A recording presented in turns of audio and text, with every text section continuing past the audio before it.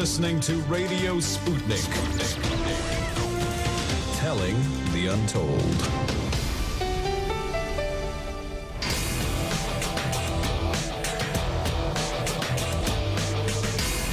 Fault Lines. Live from across the divided states of America, it is time now for another edition and another week of the most disruptive show, covering news, politics, and events from across these disunited states we call America and the increasingly divided, divisive surface of our globe. In the independent corner, I'm your political analyst, Shane Stranahan. And in the left corner, I am the indefatigable, a burning ember in the darkness, your political analyst, Jamarl Thomas. And together, that means you're listening to Fault Lines with Thomas and Stranahan. All right, good morning, everybody. I hope everybody who's listening had a great weekend. It's Monday, September 20th, just after 7 a.m. Eastern, and it's now time for headlines on Fault Lines. Let's get into our first set of heads. In COVID news, about 39,203 new COVID cases were reported in the United States yesterday. There were also 292 deaths reported. Over the past week, there have been an average of about 148,000 cases per day. That's a decrease of 8% from the average 2 weeks earlier. 54% of the total American public has been fully vaccinated. 64% of residents have received at least one dose of a COVID vaccine. And as of this morning, the coronavirus has infected 42,065,351 people across the United States. It has killed 673,929 of us. At a virtual meeting during the United Nations General Assembly this Wednesday, Biden plans to present a global plan for responding to the coronavirus as world leaders are now split over how to best respond to the coronavirus locally. In related news, the reincarnations of Charles Manson and Ted Bundy are going to be hosting a meeting on how to be nice to people. Just kidding. I'll come back to this with Jamarl. We didn't handle this at all well, and we're continuing to handle it very poorly. And I guess in an attempt to prop up our global quote-unquote leadership, we're going to be giving this panel and giving this plan. We'll see how that goes. In national news, more than 2 weeks after her fiancé returned without her, the believed body of Gabrielle Petito has been found in Wyoming. She began a 4-month-long road trip with her fiancé in July. And when he arrived back at his home in Florida 2 months earlier with their shared van, this spelled trouble for Gabby. The fiancé, who initially refused to talk to anyone and immediately lawyered up, has gone missing. Authorities have been looking for him since Friday. The Senate ruled yesterday that Democrats cannot include pathways to citizenship in their $3.5 trillion budget reconciliation package, which will, by the way, be going to the House for a vote this coming Monday, reportedly. The U.S. flew Haitian migrants back to their homeland on Sunday and blocked many others from entering the country as the situation on the Texas border becomes worse. With the number of migrants reaching over 12,000 this weekend, the country has decided it has had enough with the entries and will move to block and expel many of these people. Many are calling this the beginning of what could be one of America's swiftest large-scale expulsions of migrants or refugees in decades. And I wonder what they would have said if Trump had done this. But again, something else to come back to. In international news, France withdrew its ambassadors from the United States last Friday, responding even more sharply to the move by the United States to pass a submarine deal with Australia and the UK earlier in the week. In the process, the U.S. bulldozed the deal the Australians had with the French to procure submarines to the tune of 90 billion American dollars. That would have been the profit for the French government. In ongoing fallout over the weekend, France also canceled an upcoming defense meeting with the United Kingdom, which was due to take place this week. The withdrawn French ambassador to the United States says they were absolutely not informed of the deal before its signing. North Korea has warned against the submarine deal signed last week and the simultaneous formal creation of the AUKUS defense group, that's Australia, UK, US, saying it could trigger a regional arms race, which is a little bit funny coming from North Korea, but also completely appropriate, of course. But, it's both of those things. The United Nations General Assembly is beginning this Tuesday, and President Biden will be making his first speech there as president under exceedingly harsh circumstances following over a month of significant failures on the part of the United States, including both the bungled withdrawal from Afghanistan and the rejection of France, and in the process, the European Union. In Russia, at least 8 were killed today in a mass shooting on a university campus, this after a gunman opened fire. And in Earth and Science news, a group of endangered penguins were killed by a swarm of bees on the coast of South Africa. 63 endangered African penguins were the victims of a rare and surprising bee attack near Cape Town. Surprising bird conservationists working in the country who suspect the attack was caused by the disturbance of a nest or hive in the area. They did, however, say this is very rare. Again, a swarm of bees killing a flock of penguins, not the normal order of things as you'd suspect it. Anyway, those are our headlines. You're listening to Fault Lines with Thomas and Stranahan. Although hopefully this causes us to sort of mobilize against bees, which, as far as insects go, I both love bees and hate them because they're scary and can sting you. And partly I'm talking because Jamarl's talking right now and I'm waiting for it. I'm sorry. No, let's get into it. No, you were doing necessary stuff with the engineer, I'm sure. A couple of things I want to come back to, though, here, Jamarl. First of all, how are you doing this morning? So far, so good. Not too bad. Good. Yeah. Good to hear. Same. Have a good weekend? I did. Yeah, great weekend. Anything exciting to...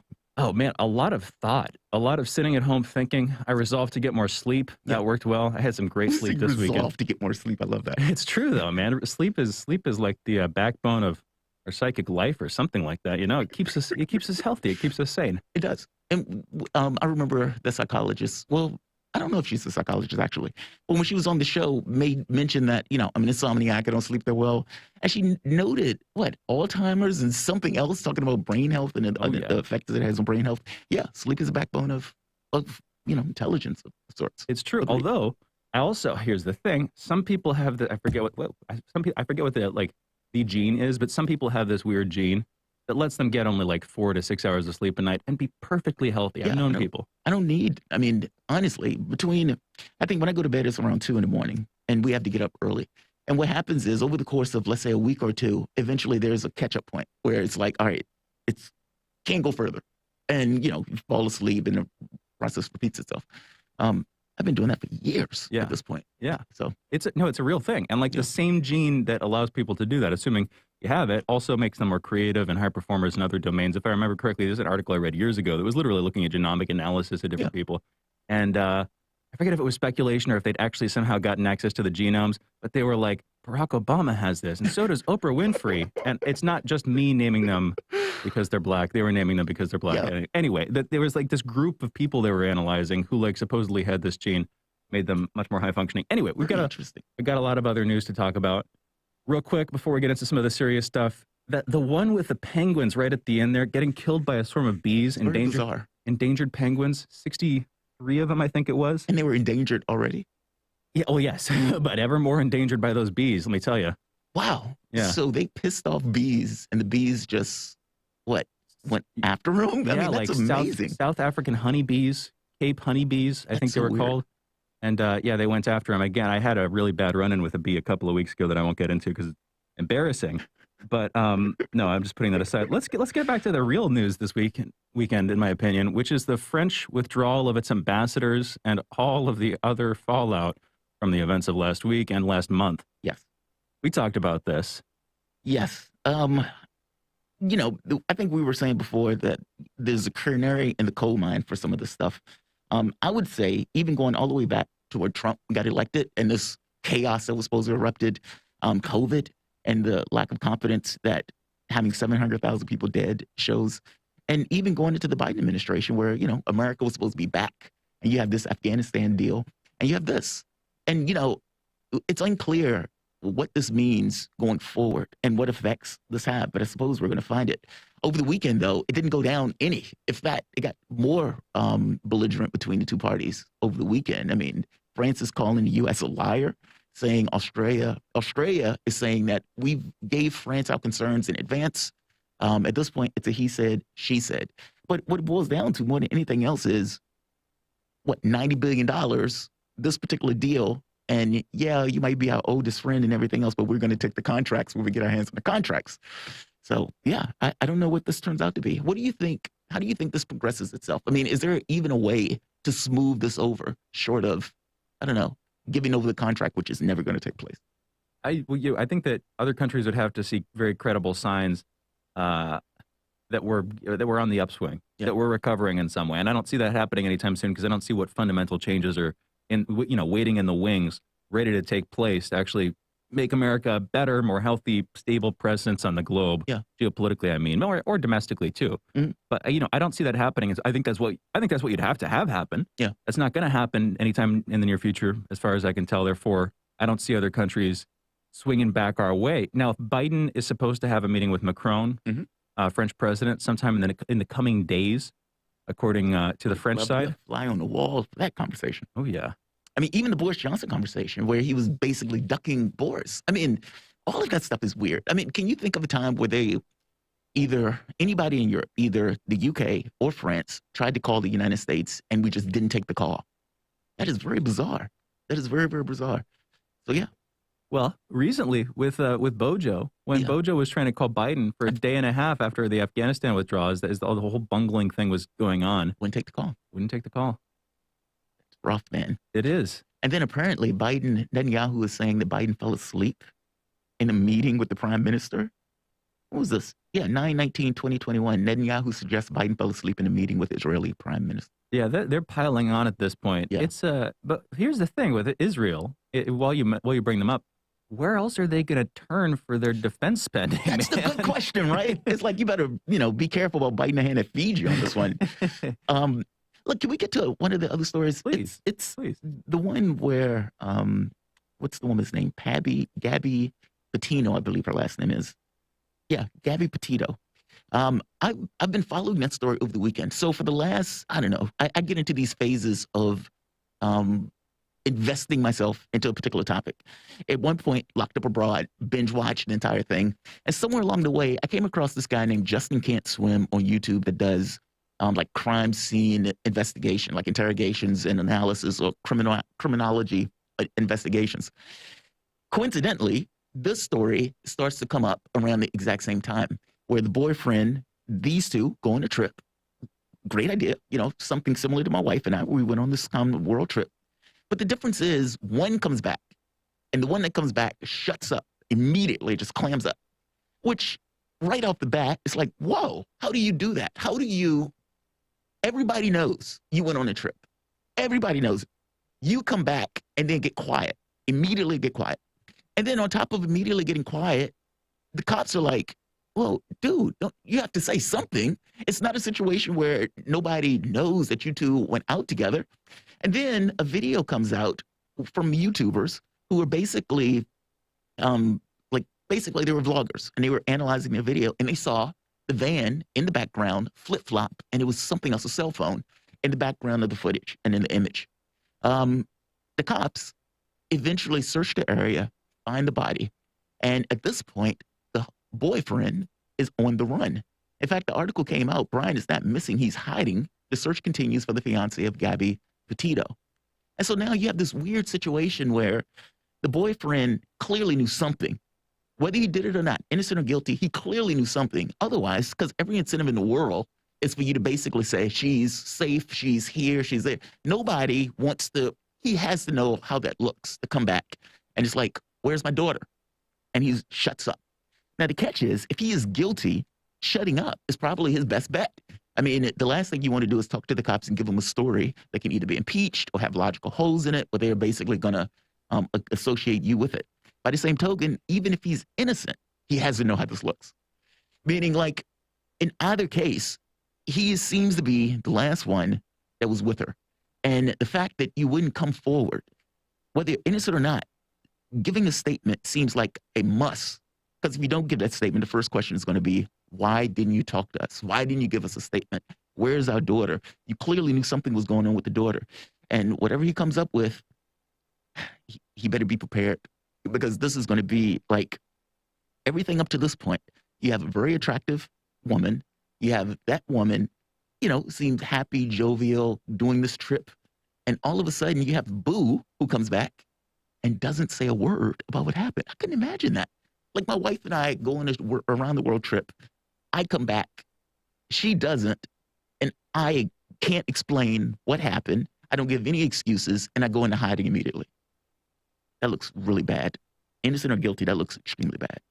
Very interesting. This is, well, I'll be honest. I'm a little bit dismal about this story. I find it interesting on the one hand, but then on the other, I find it an extremely convenient psyop from, I can only assume, I don't know, man. Media is releasing this true crime story. Very interesting story. Gets our attention right as like the second round of dominoes didn't just fall, but exploded into a bajillion pieces on, and we were talking about the canary in the coal mine thing geopolitically.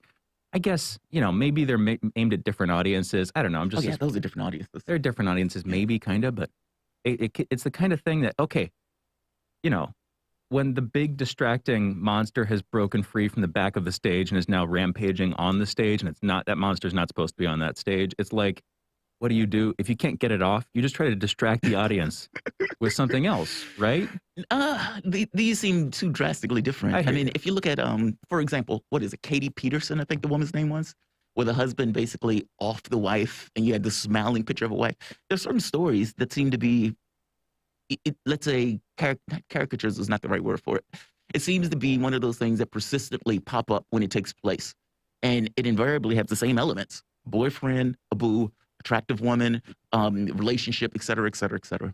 So I don't necessarily think they're related to one another. I don't think, one needs to distract from the other. And I think they're two different audiences. Like, the person who's looking at true crime may not necessarily care about the thing. And the only reason I care about it was, honestly, I probably wouldn't have even seen it were I not in that phase of, like, looking at the true crime stuff. It's just so, what is in your head when you come back and the world knows that you two were together? And you just, what? Like, it's just... I don't know. One thing that comes to mind is, it's curious to me that when I do a search for this story, literally, even when I search for her partner's name, Brian Laundrie, most of the pictures that come up at first are her. Yeah. When you think... It would be him. It would be him, because he's the guy who's missing. He's the one who's still alive that people want other people to find. Yeah. You know what I mean? I totally know what you mean. I'm just noting it. I think part of it is, again, it's an attractive female. Of course, of course, 100%. Especially if it's like a smiling face, et cetera, et cetera. It's their way of... It's so grotesque. It's like, if it bleeds, it leads. But it allows them to make this kind of caricature of the person and say, look how happy and bubbly she was, and this monster did blah, blah, blah. And not to mention, you have this question mark around what took place, what happened. And at this point, my assumption was, when he came back, that she was already gone. Because it didn't make any sense that you would just basically go mum. And so, yeah, my heart, I guess my point is, my heart goes out to her family. 22 years old. And it's sad. Yeah. Whatever happened, it's sad. Although the last hike, if Grand Teton National Park over in Wyoming, I've never been. I've driven through it. Beautiful place. Is it? All the pictures that I've seen, massive, massive mountains. That's what they say. It's majestic. From pictures I've seen. Austin Pelly's looking over at me as, did you have like personal experience or something like that?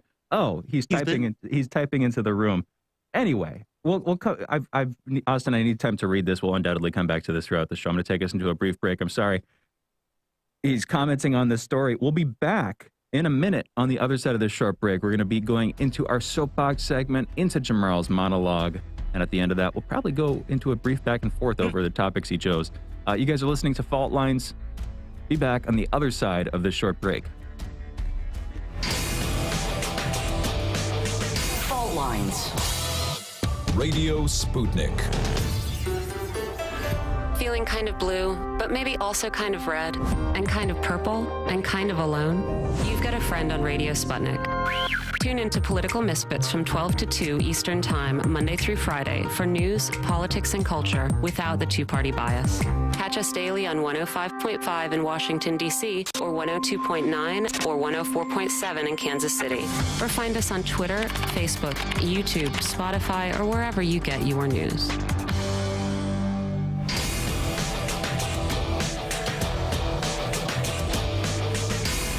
Fault Lines.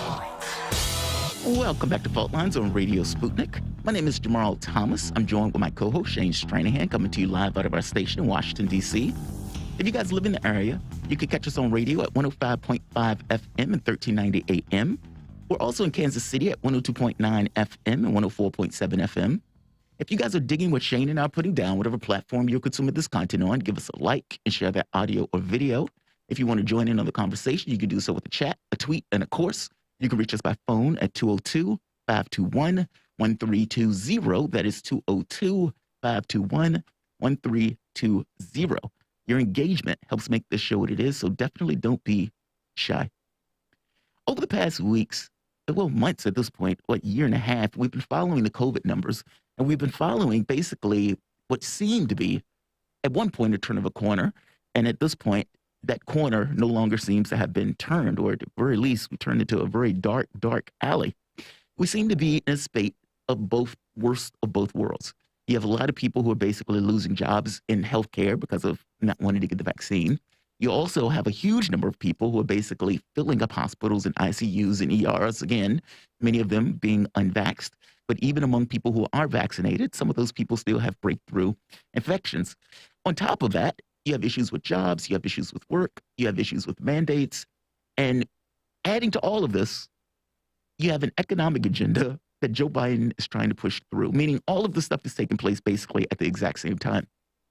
Joe Biden is trying to push through an economic agenda. Now, this has to do with an infrastructure bill, the $3.5 trillion infrastructure bill, not to mention the bipartisan bill, but he's trying to give this kind of revamp and this new inflection point in America, as he would say it, where he's trying to take the position of the country, at the very least, in the way that the party is perceived, into a different direction.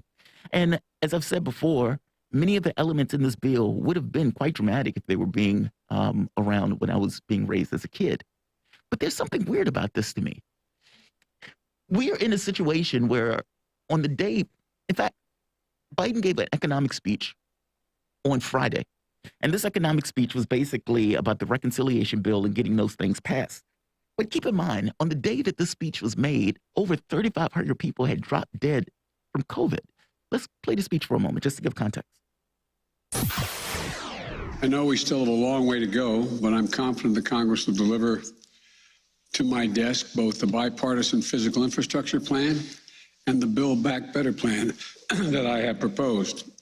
And I've said many times before, I believe we're at an inflection point in this country. One of those moments where the decisions we're about to make can change, literally change the trajectory of our nation for years and possibly decades to come. Each inflection point in this nation's history represents a fundamental choice. I believe that America at this moment is facing such a choice. And the choice is this: are we going to continue with an economy where the overwhelming share of the benefits go to big corporations and the very wealthy? Or are we going to take this moment right now to set this country on a new path? One that invests in this nation, creates real sustained economic growth, and that benefits everyone, including working people and middle-class folks. That's something we haven't realized in this country for decades. The data is absolutely clear. Over the past 40 years, the wealthy have gotten wealthier, and too many corporations have lost their sense of responsibility to their workers, their communities, and the country. Just look at the facts. CEOs used to make about 20 times the average worker in the company that they ran. Today, they make more than 350 times what the average worker in their corporation makes. Since the pandemic began, billionaires have seen their wealth go up by $1.8 trillion. That is, everyone was a billionaire before the pandemic began. The total accumulated wealth beyond the billions they already had has gone up by $1.8 trillion. So Simply not fair. So I don't disagree with what Biden is saying here, at the very least, the premise of it. I think the weirdness is that 3,500 people dropped dead on the day that he was saying it. Meaning, I've made the point before that the COVID thing is somewhat existential to Biden. And I strongly believe that he thought he would get in office, that the COVID would be behind him at this point. He can run into his economic agenda and basically try to enshrine the Democrats going forward. And it's, make sure that his party stays in. The problem here is that looking at the economic agenda while simultaneously dealing or not dealing well with the COVID thing, it feels like it's a bit askew. I agree about the walking and chewing gum at the same time. By the same token, though, it seems that the only thing that's in Biden's quiver are vaccines. And we've had conversations with doctors on the show that got across that vaccines wasn't necessarily the only thing, and not just not the only thing, even his plan for it, meaning the COVID boosters, wasn't even given the full approval from the medical bodies here in the United States in the way that he wanted. It seems like he is flailing on this very specific issue of dealing with COVID. And this is not something at this point where you can put at the foot of Donald Trump. And yes, you can make a point of saying, well, there's a lot of people who didn't get vaccinated and everything else. That's fair enough, but that was always going to be that way. We don't live in a magical world. Ultimately, what we seem to have is not only are kids going to go back to school and those kids aren't vaccinated, creating a perfect storm in regards to children and health issues, we also have this other issue now of basically a virus that is out of control, is continuing to mutate without any sort of, I don't know, overarching methodology of dealing with it, either from the standpoint of building new health facilities, which seems to be something that you would ideally do, increasing somehow the capacity of the vaccines, which again, we don't necessarily do because we don't want to give over the technology and the research to various people. And it just seems like one choice after the next is going off on the one specific issue that he had to solve more than any other issue. This is the issue that Biden has to solve. And up to this point, it doesn't seem like he's doing it. Vitamin D, dietary concerns, even if you want to get into this notion of, like I said, building additional facilities specifically for COVID, a testing methodology to ensure that people can get tested in this kind of wide-ranging way in the way that China was doing. There are plans and procedures of trying to go about it.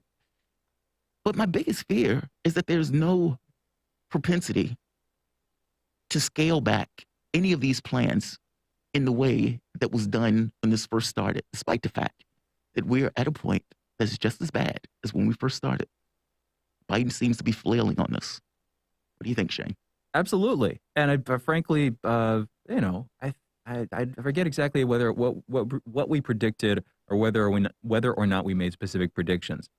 But I get the feeling that we were not all that confident in Biden's ability to make the maneuver on this thing. Yes. And somebody, if you know, feel free to bring up sound bites of us being wrong or something like that if you can. But my point is, I don't want to be like, oh, all hindsight is 2020 or whatever. But also, it does seem in retrospect, and I believe we were right at the time, he wasn't going to manage this transition well. He was asleep at the wheel, that kind of thing. The hope was that the administration would assert itself through him. Yep. You know, that the people behind him would ultimately put him in power, and you know, the DNC and just the bureaucratic bodies inside the White House, inside the executive branch, they would do some more powerful stuff. But no, that hasn't come to pass. I don't know why we thought it. Why anybody thought it would have exactly, though. What I think was the transition at some point was going to become medical to political. And it's like you're going to have to somehow find a way to get the public back into this medical. Yeah, space. Exactly. It's like we're opening up the doors, the businesses are restarting, we're kicking all. It was that transition. And that transition was always going to be a little bit rough. But at some point, though, you know, it was like, okay, if you're vaccinated, you don't have to wear a mask, or you can go out into public again, and et cetera, et cetera. We're opening the country. And then all of a sudden, that stuff basically stopped. And, you know, whether the politics wasn't right because we opened too fast, whether, you know, there was always going to be, of course, there was always going to be mutations. But there was no reason to entirely expect this to be, I guess, put away. I mean, even Fauci, people were hating Fauci when he said it. He was like, well, this is going to last for a few years. People was like, oh my God. In which case, Fauci basically backed down because of the politics of it. But look, either way, whatever the reason, this is not going well. I mean, 3,000 deaths on Friday alone, that is not a success. That is not a success. And so, you know, he's pointing to the vaccine saying this is the unvaxxed.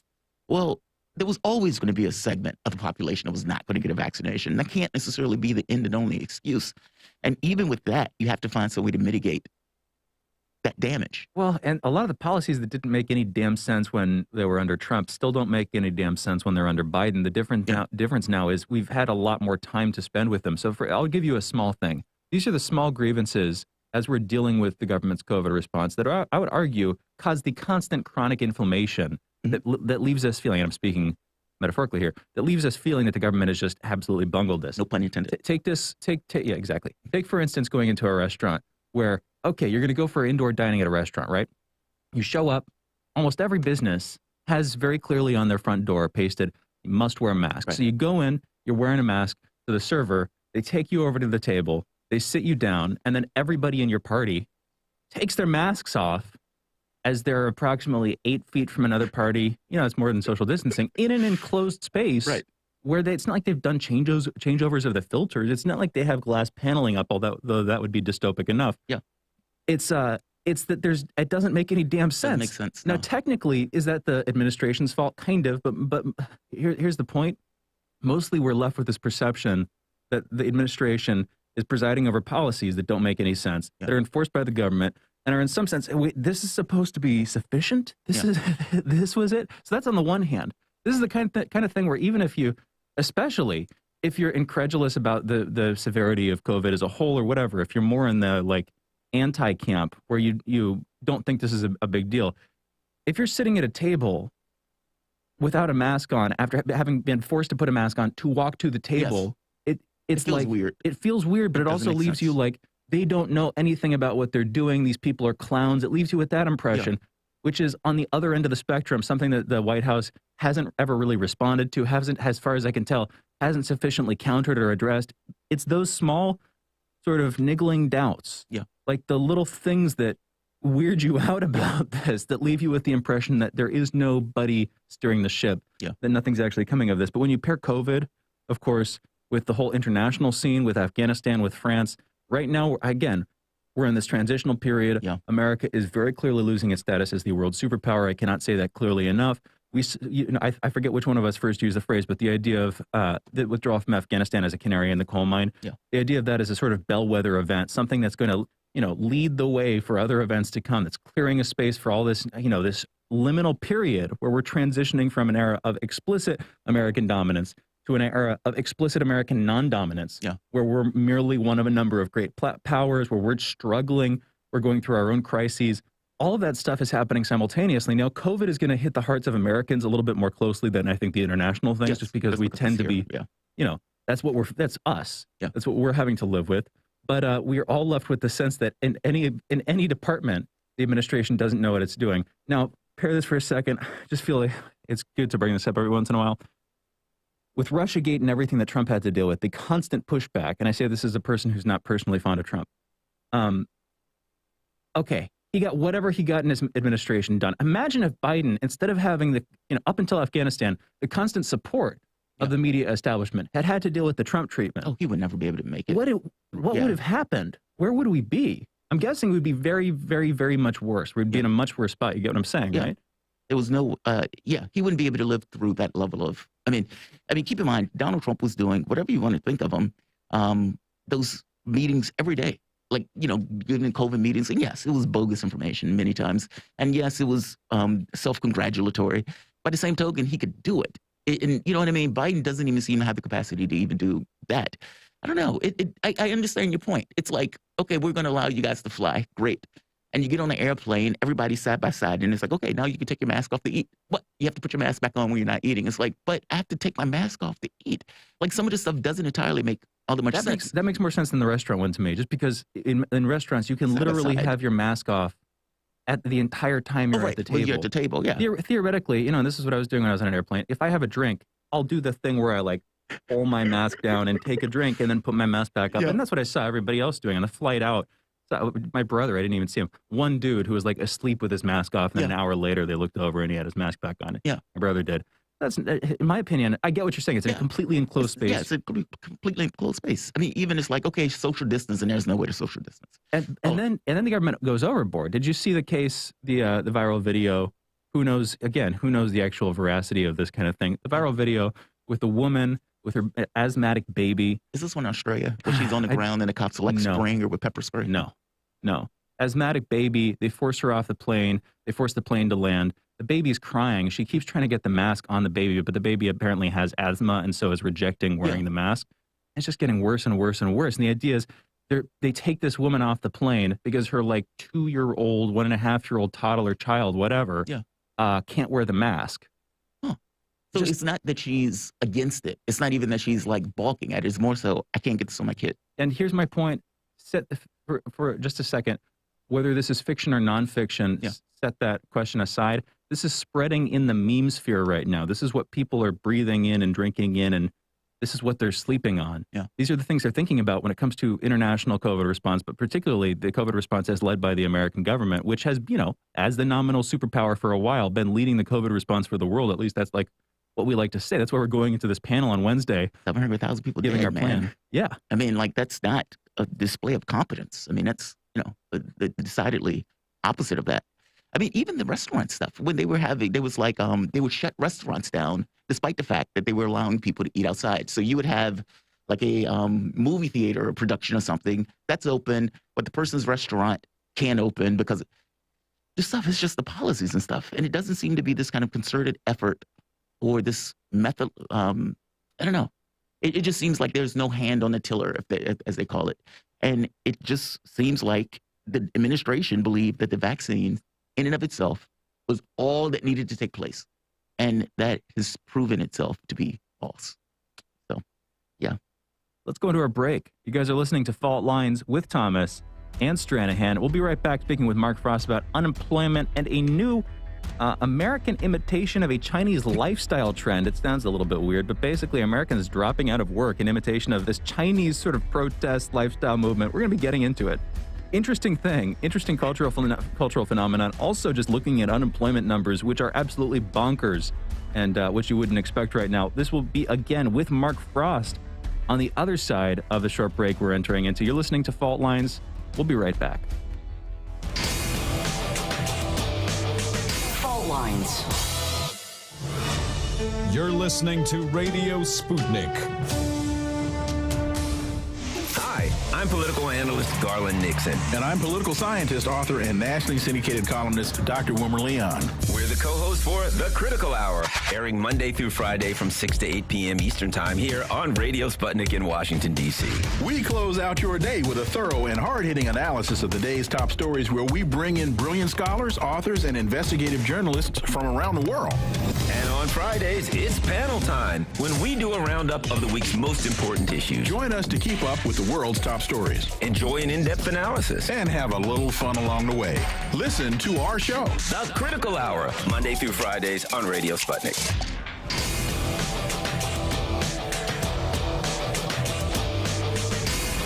Fault Lines.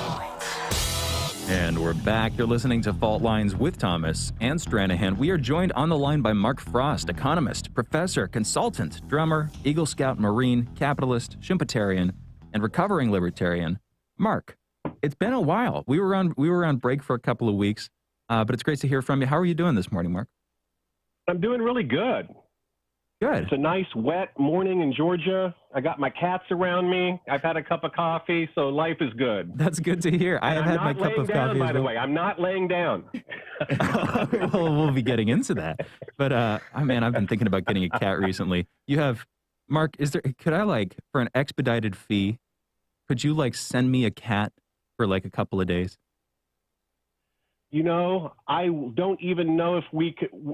What I could do is I will give you a free cat just because of our relationship. Oh, my God. Thank you. But you have to come here. Okay. All right. Well, is it going to be, wait, are you going to get me a new cat? Wear a mask. Can I have one of your cats? I wanted one of your cats. No, you can't have my cats because they're named after famous economists. So I have Shumpy, Milton, and Hayek. I would choose Shumpy. I'm going to be honest. Shumpy has that. Shumpy's pretty cool. He really is. He sounds like it. All right. No, enough kidding aside. I'm glad to hear you're not lying down, Mark. And as watchers on our video feed know, we're not either, if you can believe it. But some Americans are in imitation of some Chinese. There's this trend that's been going around we're going to be getting into. And an interesting way it revisits the topic we've been discussing with you for many, many months, and I believe for about a year now, over a year. Which is Americans dropping out of the workforce, responding to arguably the COVID pandemic, the government's responses to it, but also we'll get into it. But there's this trend in China, started up earlier this year, I believe it was in April of 2021, called the lying flat or lying down trend. In its American transliteration, I believe it's Tangping is how it's pronounced in Chinese. Anyway, that's not exactly like that, but the point is, lying flat, lying down, basically. It's stated partly as a protest movement against, long hours, perceived authoritarianism from the Chinese government, that kind of thing. With with Chinese basically dropping out of Chinese industrial society, choosing to live minimalist lifestyles, not getting married, not having kids, not having all that many ambitions, at least worldly or material ones, and instead, spending most of their times hanging around, reading philosophy, working occasionally, that kind of thing. So an interesting trend. And one that, I could see how it has legs in the States, and definitely we've started to walk on those legs. Some Americans are imitating this trend, also choosing to drop out. But the thing is, Mark, the Chinese workers who were dropping out were working like 996 or 886. They were working these 72-hour weeks where they'd work 12 hours a day, 6 days a week. They were working like crazy. That seems to be the norm in much of China. That is not quite as much, maybe for tech workers in the United States, or maybe for some seriously overworked single-parent homes, those kinds of things. For the most part, these are like young, upper middle class, educated Americans. And this whole thing, while it reminds me of it reminds me of myself in my early 20s, this whole thing also kind of comes across as pretty lazy. But that's maybe just my take. Mark, what do you think about this? What do you think this is in response to? I think it's it's partly in response to prosperity, and it's important to go back into history. This isn't anything new. When I first started thinking about this, my first thought was Diogenes back in Greek literature. He lived in a barrel because he said it was better to live in a barrel and be contemplative and have a contemplative life than to work yourself to death only to die having never lived. I'm paraphrasing, but that's roughly Diogenes in a nutshell. So let's go back several decades to the China that opened up and embraced capitalism. And what did we find? We found massive unequal distribution of wealth. The people that worked really, really hard and the people that were really, really smart did really, really well. And the people that just kind of, sold a fish now and then, or, made a little trinket and sold it, and, sold a little rice now and then, they didn't do very well. And so China started accumulating massive quantities of wealth. Speculation became a giant problem. There are about 180 million unoccupied condos in China, high-rise condo units that are unoccupied, and people are just buying them only because they expect the price to go up. Well, as you know, recently, China cracked down on what one might call capitalist excess. I mean, that's kind of the common popular vernacular of that. And what they actually ended up doing was they shaved $1 trillion off their economy. They started saying, okay, we don't like the China that is developing. We're going to push back entrepreneurialism, et cetera, et cetera, et cetera. And that shocked the system because China's different than our situation. If you work 72 hours a week, and that's been me most of my life, if you work 72 hours a week, you are going to prosper. Now, you may look back on your life later and say, wow, I wished I would have worked less. I wished I would have spent more time with my kids, or whatever the feelings and thoughts might be. But capitalism, Joseph Schumpeter said that capitalism is a ladder for motivated talent, much more than people believe. Now, the problem with China is, going back several decades, China always said, you may not be rich, but your children are going to be rich. Work hard. Work in the factories. Work those grueling days. Turn that screwdriver over and over and over on the assembly line. And you may not be rich, but sacrifice for the next generation. Well, people believe that. And now we have the modern generation.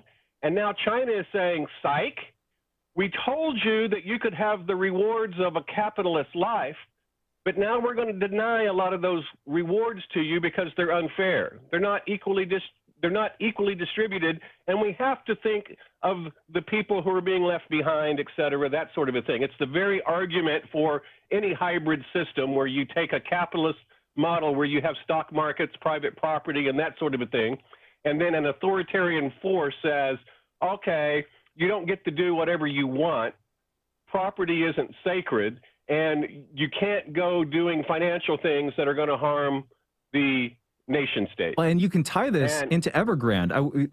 We've moved for a minute away from the lying flat movement and all that, but Evergrande, this massive Chinese real estate investment firm, where last week people saw protesters basically flooding the ground floor of the building of this massive Chinese company. Chinese protesters specifically. What do you say? Yeah. Exactly. Shares dove. They're demanding their investment back, basically saying they were defrauded. Of course, every expectation here is that the Chinese government is going to crack down hard on Evergrande. But I hear what you're saying. Here's the thing, though. this was the creation of the middle class in China, which we've been witnessing and talking about, and China watchers or whatever, China hawks have been predicting the imminent decline and demise of the Chinese government based on the rise of their middle class, saying they can't satisfy their middle class, that kind of thing. That's kind of where I see this going. But if this is what the middle class in China is choosing to do, effectively drop out of society, they're not going to pose that much of a threat to the stability of the Chinese government, are they? And that's kind of not where you were going, but adding that in as a take, making it a little bit more about China for now, because especially, they do seem to be on the rise as the United States is going down.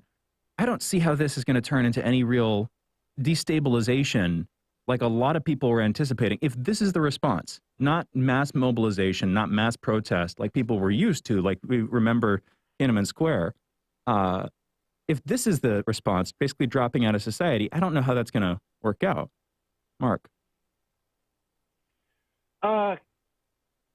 Yeah, I mean, China is such a different situation than the rest of the developed world. It's just completely different. First of all, there's not just two Chinas, there's several Chinas. If you've ever actually been to China and you got outside, the American city, or better said, the Americanized cities, and you actually, travel the country, most of China is exceptionally underdeveloped. They still have a long ways to go. They're where the United States was in like 1940 or something. Yeah.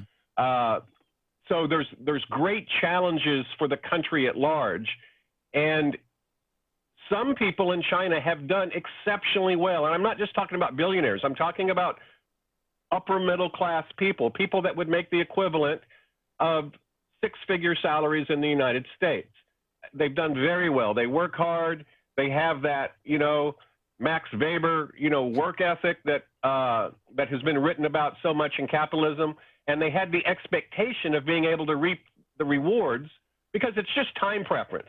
When you're young and energetic, ask any ambitious lawyer how long they work. And they work all the time, literally all the time. They don't even want to take a vacation because they're building their career. What they hope to do is cash in their late 30s. So they sacrifice their youthful time with expectation of being able to relax in their 40s, you might say. And so that's the critical thing. But China has removed a large portion of those expected rewards, and it's clear China is trying to steer its population into a different way of thinking than the current generation has. Agreed. I think I agree with that. And yeah, and in the United States, it's a little bit different because people dropping out of the workforce here, just to be blunt, they can afford to do it. And what the pandemic taught me, for instance, I am technically unemployed right now. I sold my business. I'm an adjunct professor, but that doesn't pay very much money. But what I learned during the pandemic is at least half of the things that I buy I don't need. Yeah. Now, I can't say that for anybody else, but that's what I learned personally. And I suspect everybody has had this existential analysis of their life, and I look back on my life, excuse me, and I think, I wished I would have spent more time with my daughter. We have a good relationship, but I still wished I would have, when I look back on it, I don't remember every dollar I made, but I do remember the opportunity costs of every dollar I made. And I think a lot of folks, that usually happens when you get older, when you hit 50s, you have your midlife crisis sort of, thing, so to speak. But I think the more modern generation got wealthier quicker because they grew up with wealthier parents, and wealth is passed on to some degree. And I think they're having conversations with themselves, and they're saying, okay, how much consumerism do I really need? Do I have to have a $5,000 stereo system, or would I be just as happy with a $500 soundbar? These are literally the questions that I think people are asking themselves, and I think it's going to transform retail marketing because people now are more reluctant to just blow money for the sake of blowing it, and it's changed their perception. It certainly has where I live. That's an interesting People have thing. changed. Even the cars they're buying are different. I don't know. I mean, this is so ingrained in kind of American culture. This notion of buying things in order to make yourself feel better, or buying things in order to shape the image of yourself. It's like, how do you show who you are inside? And people say, you buy stuff. You wear the gold chain. You wear the glasses. You wear the whatever in order to get some aspect of you out into the larger world. I don't know. I don't know if we have enough view of this yet to see whether or not that takes place. But I would agree with you that the lie down movement is kind of that. I mean, it's this notion of, look, I tell you for myself, my wife and I, when we were traveling, we were going, I think maybe 4 months or so. And after a while, you realize, all right, I really don't need this many clothes. I really don't need this many shoes. I really don't need this much X or Y. And you find yourself living off a very small amount of items, really taking nothing with you as you go from place to place to place and being perfectly content with it. It's, it's a big difference. I would say one thing, though. I think there's somewhat of a difference. If you were given the same opportunity as prior, you would probably still make the same choice. It seems like looking back in time, you might make that assessment of, I wish I would have done X, but that's you saying, I wish I would have done X with the money in your pocket from already doing those things. Do you think if you were given the same opportunity that you would have done something different? Well, no, because I was born. But if I was born today, I think I might. Because here's the difference. I inherited a little bit of money from my parents. But I had already made my money. But it wasn't a lot of money. It was like $25,000. Well, now the average inheritance is about, when there is an inheritance, is about $100,000. People pass on 401ks. They pass on money to their kids now, and it's not just $5,000. It's not a trivial amount of money quite often. So middle class people tend to die now with money in the bank and with assets, and that's passed on to their children. And their children don't have the same urgency to earn money that their parents did. I know that's true with my own kids. They did not have the lean 20s that I had. They just didn't. I don't know anybody like that, Mark. I mean, and then nowadays people inherit more money. I also think people are just much more sophisticated. I mean, just look at your own kids. If you have kids, they're just more sophisticated than they were 30, 40 years ago. It's incredible how sophisticated they are. Well, on the one hand, I agree, but it's like the breadth instead of the depth. It's the they know more stuff. Hyperkinetic ADHD, Wikipedia traversing energy of it that technically gives you a lot of, quick, expansive knowledge. You can pick up a lot of information pretty quickly, but how much do you know it? How much do you truly associate with? I don't know. But I wanted to come back to one of the things you're talking about here. This, to whatever extent this is taking off, this might work for a while with some Chinese, but I don't see how this is going to work with Americans because I don't see that we're actually flush with cash. Right. If you look at the American savings rate, you mentioned this earlier, Chinese savings rate is crazy and crazy high. I mean, very, very, very, very, very high compared to international standards. Practically every other country. Now, maybe you can remark is too much saving, too little investment, or too much saving, not enough spending. Crucially, that would be the case that people would make. But you just put that aside for a second, or just keep that in mind. What's the American savings rate? Not that great at all. What's the American debt rate? Still pretty darn high. And that's been the trend. You mentioned that China, looking at them, it's almost like where America was in 1940, underdeveloped. But also what's in that idea is they're right now going into crazy, crazy development mode like America would have been in 1940, hopefully with no war attached. If that's where they're going, compared to where we're going, I'll put it like this. How much of the money that people are retiring on, admittedly, these are upper middle class people, these probably have some savings in their account, but how much of that money is actually going to be in their bank accounts if we see a serious financial crisis? How much of that money is actually going to be in their bank accounts if we see a serious recession that knocks out the value of that money as it's being saved in the stock market, assuming it's invested right now? I guess my concern here is that we are lazy and that we are not realistic and that these people who are making this decision are not right. They have fundamentally wrong assumptions about what the future decade or 2 decades of the American economy specifically is going to look like for them. Maybe I'm being too pessimistic. Mark, what's your take?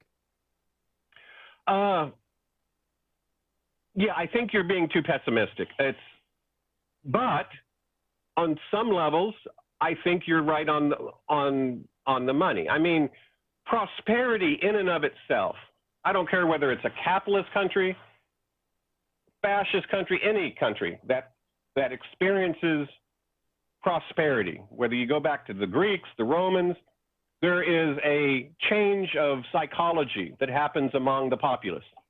That's just the way it is. I mean, that's what Joseph Schumpeter meant when he talked about the stock market as a poor substitute for the Holy Grail. When I lived in Indonesia and the average GDP per capita was about $700 per year, the vast majority of Indonesians just wanted to not die. They woke up in the morning and they said, what do I need to do today to not die? That was the existential nature of their life. Nowadays, Indonesia has improved greatly. It's been a miracle, actually, as to what they've been able to do. And now people have the leisure time to ask, what really matters in life? And, and the stock market is a poor substitute for the Holy Grail. If you use the Holy Grail as what is my place in this world? And that's a luxury that is only been afforded to regular people in recent history. It's actually quite amazing if you step back and look at it from a historical perspective. Up to this point, it's been survival, just trying to make it, try to feed yourself, house, sure. etc. And yeah, my big worry for this country, I mean, to answer Shane's question, my big worry in this country is that we've shot all of our bullets and we spent $10 trillion. Great. Well, I think I said on this show about 15 months ago that the day's coming soon when people are going to be worried less about how many people are dying of COVID or this or that or the border or whatever the news cycle is of the day. And they're going to be asking themselves, okay, what did we get for our $10 trillion? Yeah. Stagflation. That was the concern. And that's the phrase that I believe you brought back up. Stagflation, the combination of stagnation and inflation, where you don't have the development of new businesses, but you have money rising, kind of defying Keynes's, you have the printing presses running like crazy because inflation is primarily a monetary phenomena. If you don't inflate the currency, that is, if you don't print money, you're not going to have inflation. You'll have deflation, actually. And talking about those savings and passing it on to your children, it doesn't do any good if I inherit $1 million in somebody's 401k if the purchasing power of it is only equivalent to $50,000, right? I mean, money is just a token. It's an IOU, if you will, of value. It's a claim of future utility. And so my big worry about the country is inflation because, and I don't mean 3 or 4%. I've been pretty consistent on this show, at least. I'm saying certainly if you make under $30,000 a year, your inflation rate on the things you actually spend your money on is about 20 to 30% right now. It's the actual things that you're buying that you need to buy, your necessities have risen quite a bit. Yes. I have great sympathy. Toll roads. I mean, they've been raising the price on toll roads, gas, pike passes, things like that. And that's what's regressive about this. We've got to close it out, Mark. But inflation is fundamentally a regressive tax in the way that it acts upon the population. Now, who's retiring in this movement? It's the upper middle class. Who's not? It's the working class. It's people who don't have that much money, who don't have the margins in the bank account to make those decisions. They're going to have to pay the price for that inflation. Now, who gets to slack off? The people who already have it. We got to go into our break. Mark Frost joining us, economist, professor, consultant, recovering libertarian, capitalist, and more. You're listening to Fault Lines. We'll be right back.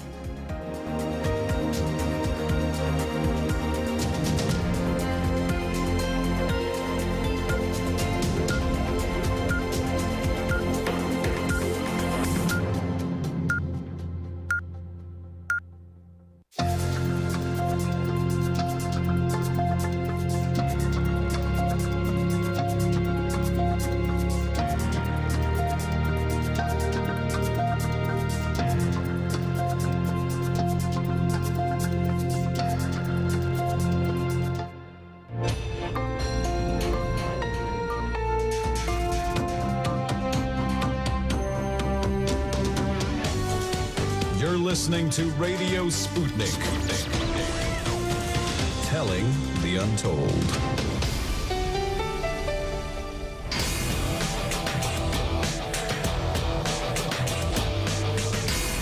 Fault lines. Live from the divided states of America, precipitously perched at the edge of this resilient and exploited globe. Welcome to your context lens for the American perspective.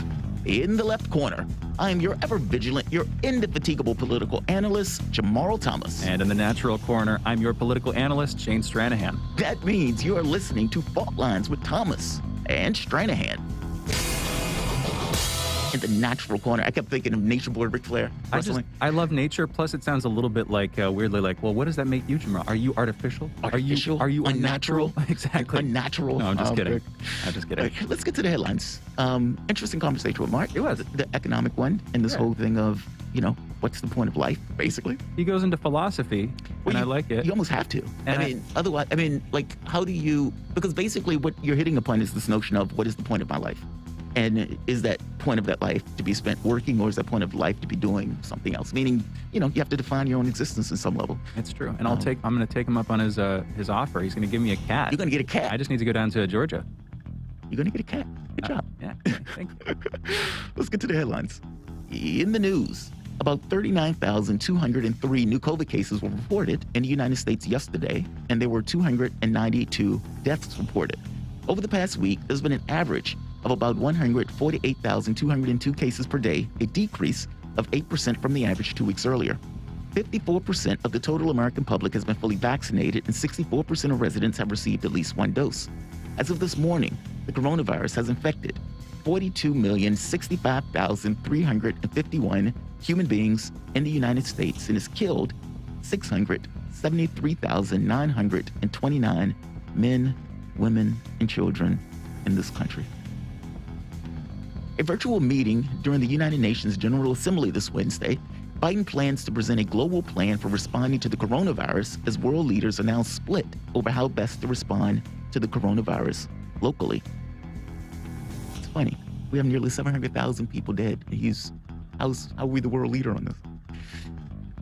Pfizer stated that the 2 doses of COVID-19 vaccine was safe for children ages 5 to 11, and it showed a robust, quote-unquote, antibody response in these kids.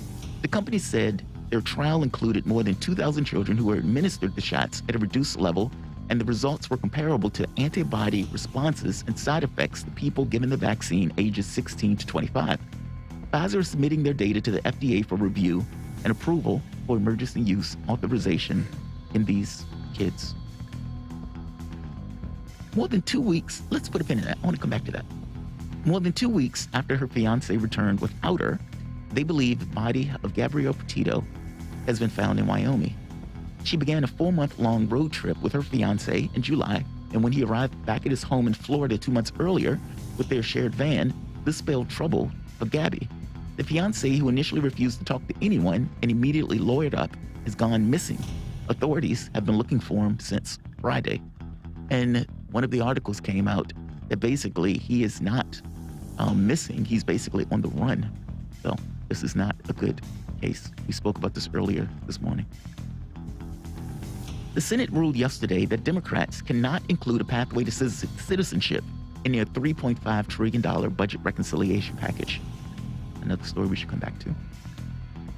The United States flew Haitian migrants back to their homeland on Sunday and blocked many others from entering the country as the situation on the Texas border becomes worse.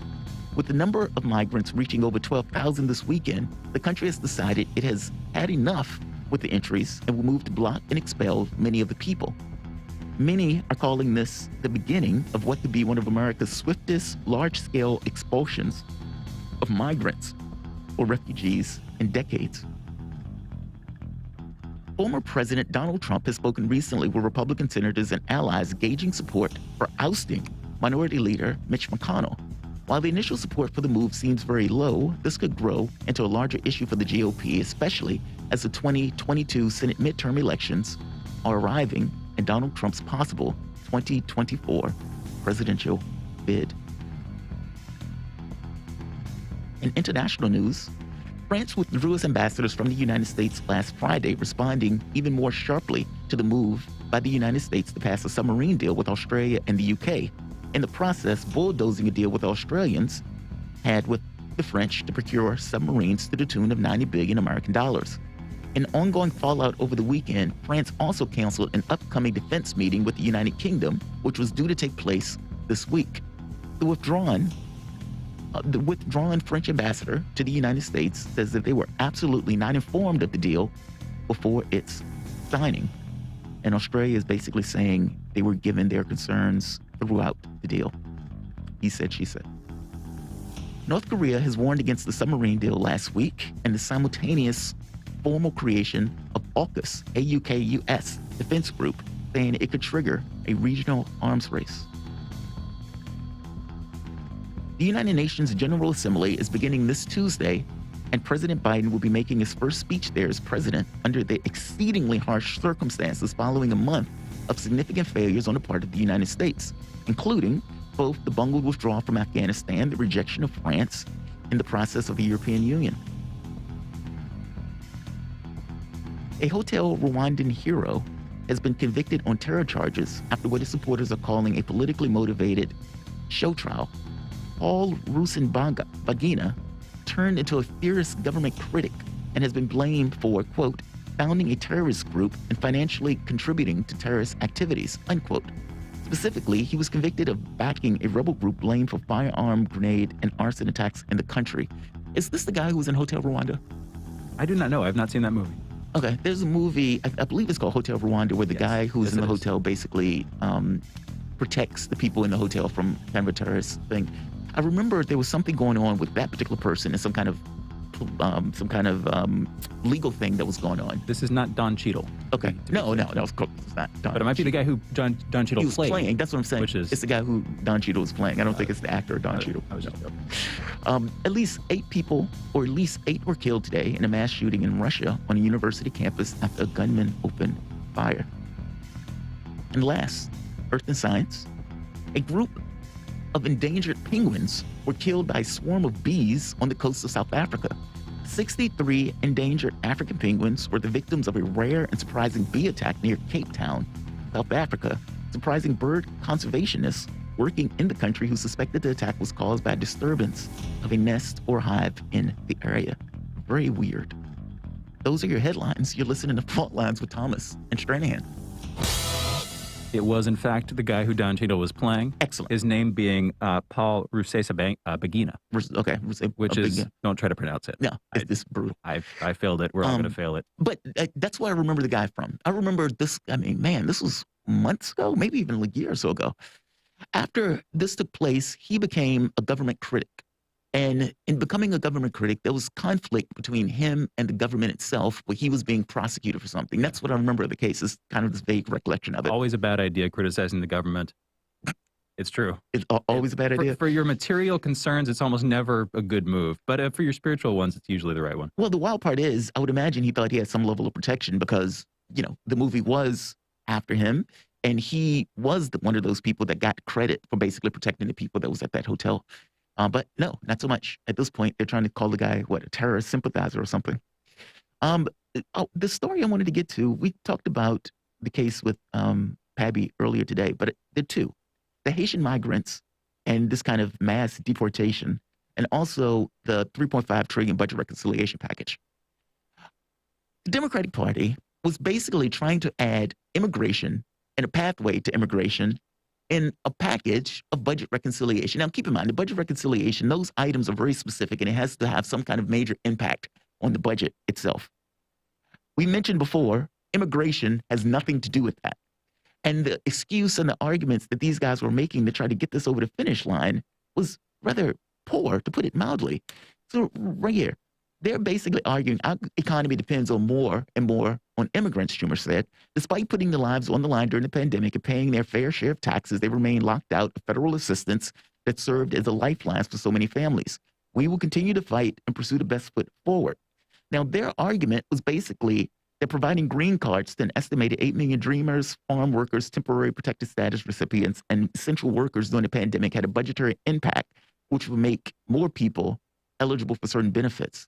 But when you think about that, though, everything on some level has a budgetary impact. And if that's the case, and that's the argument you're going to make, that includes pretty much everything.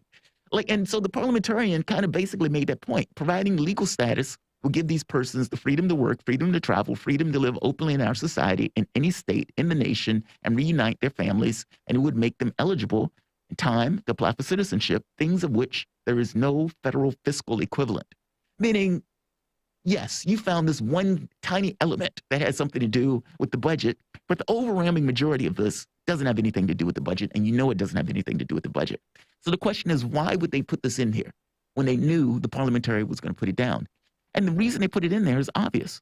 They wanted the theatrics of looking like they were doing something when they knew full well that the parliamentarian was going to shoot it down, that it didn't have anything to do with the budget in any real sense. And look, the $15 an hour minimum wage was directly related to the budget, and the parliamentarian shot it down. And they didn't have the guff to even overcome that. So they certainly weren't going to overcome this. This was purely theatrics.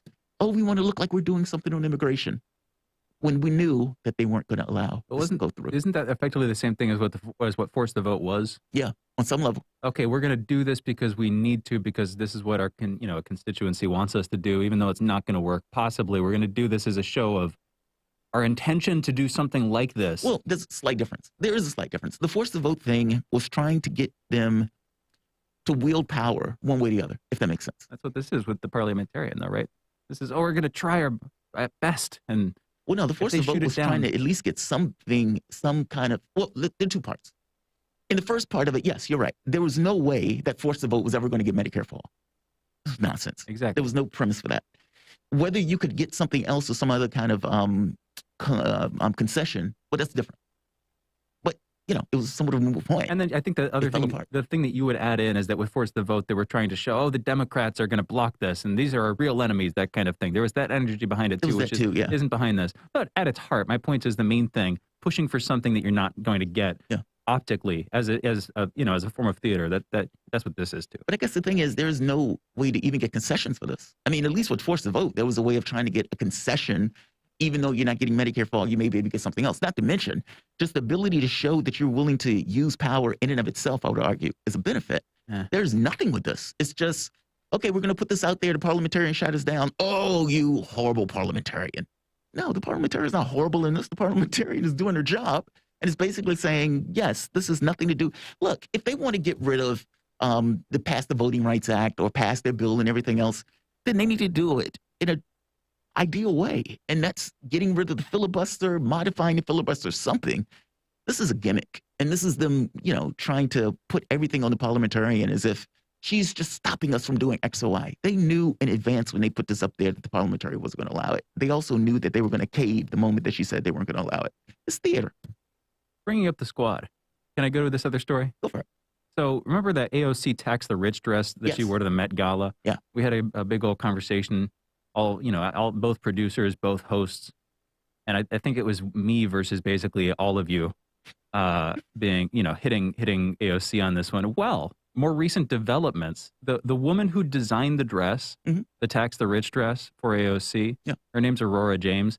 So it came out last week, middle of the week, that she's like a multimillionaire, something like $9 million net worth, a fairly established person, which, okay, she's rich.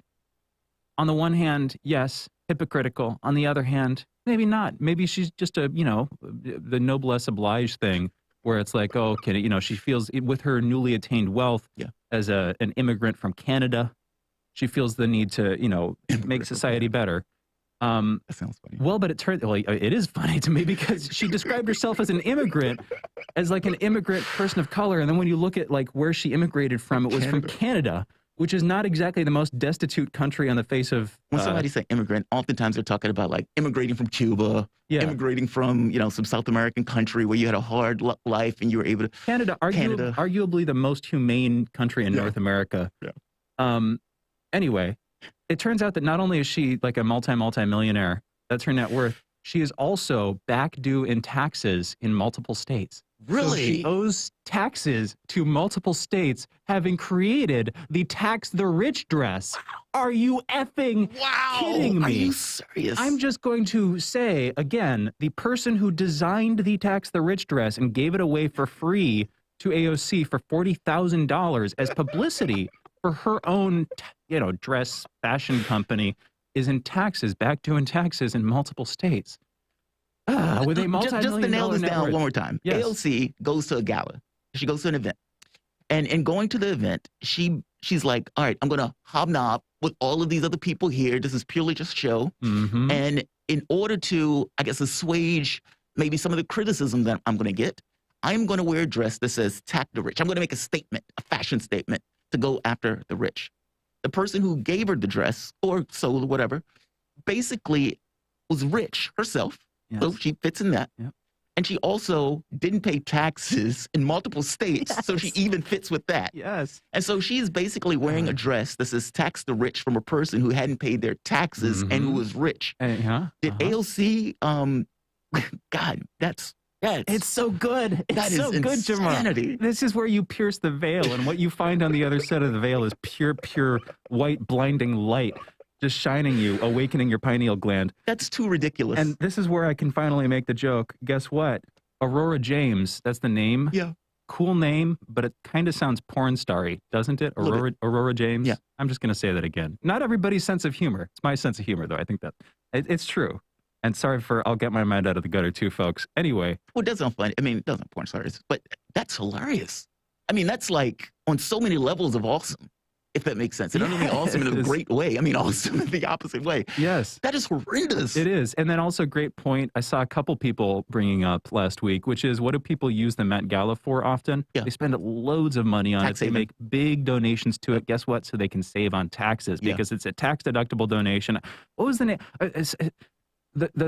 What people are making donations to, I forget her name, but it's basically the fashion center. You know The Devil Wears Prada? Yeah. The like book and movie? Yeah. So it's a Romana Clef novel with a key. It's based on real life events, written by the former secretary to this woman. I'm forgetting her name, but like a major head of a magazine, major fashion icon. Well, that woman has a fashion center that people are able to save on taxes by making donations to. Yeah. That's not money laundering. It's tax haven stuff. Tax haven, yeah. But it's just ugly, and that's what this is all involved in, and that's what AOC chose to involve herself in. And anyway, while we were speaking about the squad, I felt necessary to bring it back to that. We've got to go. That's too much awesome. I want to go into our break. It is. Yeah. We're going to be coming back, moving on to some more serious subjects, also some international ones. We're going to be talking about the German elections coming up very soon here, later this month in Germany. We're also going to be discussing as the UN General Assembly starts tomorrow, and France withdrew its ambassadors from the U.S. last week has been making moves to distance itself from the U.K. and the U.S. This weekend going into this week. We're going to be speaking about both of those subjects with Peter Oliver. He's our next guest. We'll be coming back to him on the other side of this short break. You're listening to Fault Lines. We'll be right back. Fault Lines. Want to talk? Get in touch with us at radio@sputniknews.com. They're bringing drugs. They're bringing crime. I like beer. Yeah, we drank beer. Whoever's in charge, and I want the report. Let's talk about that. Discussing all the controversies and news across the disunited states of America. Tune in to Fault Lines every weekday from 7 to 10 a.m. Eastern, only on Radio Sputnik.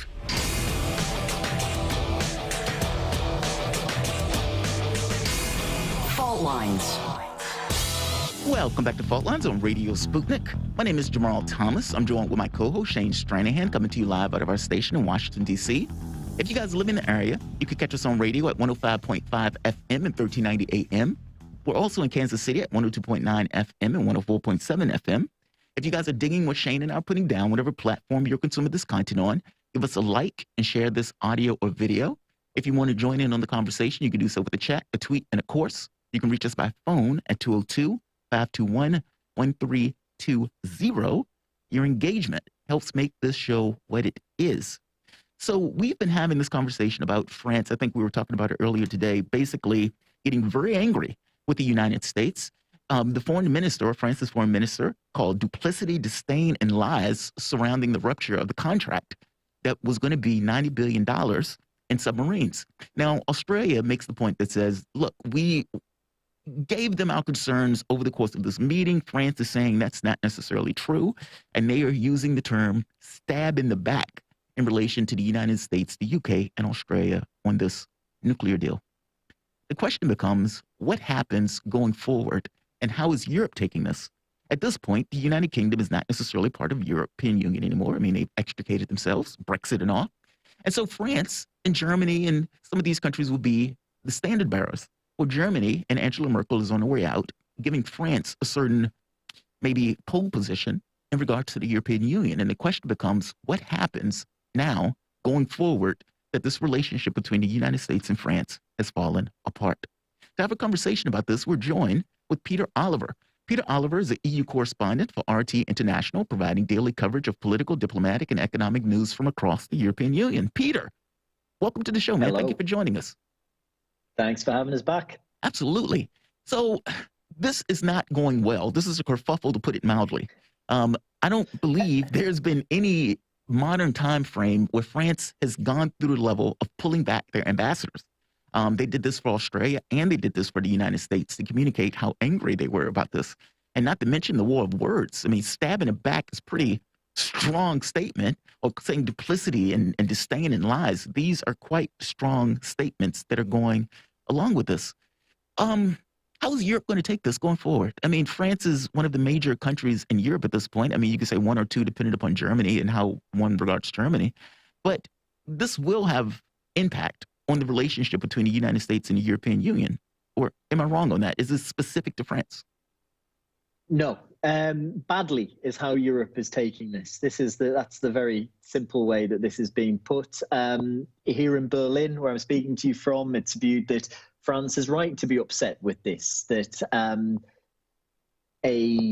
alliance, a union of intelligence services, the UN Security Council, the NATO membership, that is all being chucked away for an arms deal. Yeah. And that's what it's been put away, that it's come across as. Now, you mentioned how it had been referred to as a stab in the back by the French side. What we're seeing from here in Berlin is that while Joe Biden's words are packaged much nicer than Donald Trump's were, Joe Biden's policy is as America first as Trump's ever was. And that's certainly the way that it's coming across here. Now, I'm in an interesting position because I only arrived back in Germany yesterday. I was in the UK last week. So I've seen this story from both sides. Quite interesting to note that while AUKUS, I guess that's how we're saying it, is it? Yeah, UK-US. The alliance, AUKUS, awkward AUKUS.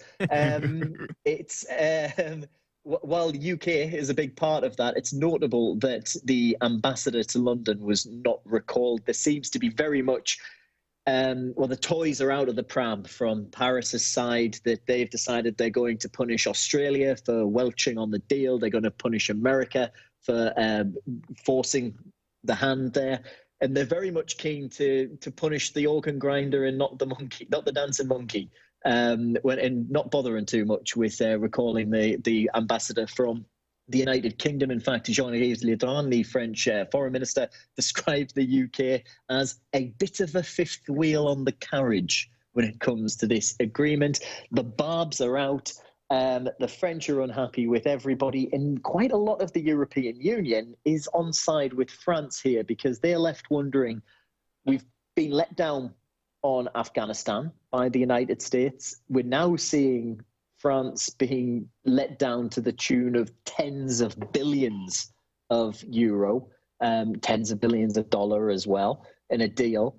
What comes next? And that is leading to what comes next in not just the diplomatic and economic dealings with the United States, but also you're starting to hear more and more and more people talking about the future of the European defence union that hasn't gone particularly well. In fact, we were talking just a couple of months ago at how much of a shambles it had been. That I think only 2 of the projects out of a couple of dozen were actually on schedule, and most of them either hadn't started or had requested delays in when they would start, because otherwise, well, it would have been a little embarrassing. We're now seeing more and more talk about that European defense. Should Europe be taking more of a unified approach when it comes to looking after itself? Now, you have France very much in the driving seat saying yes, and we want to lead that, by the way.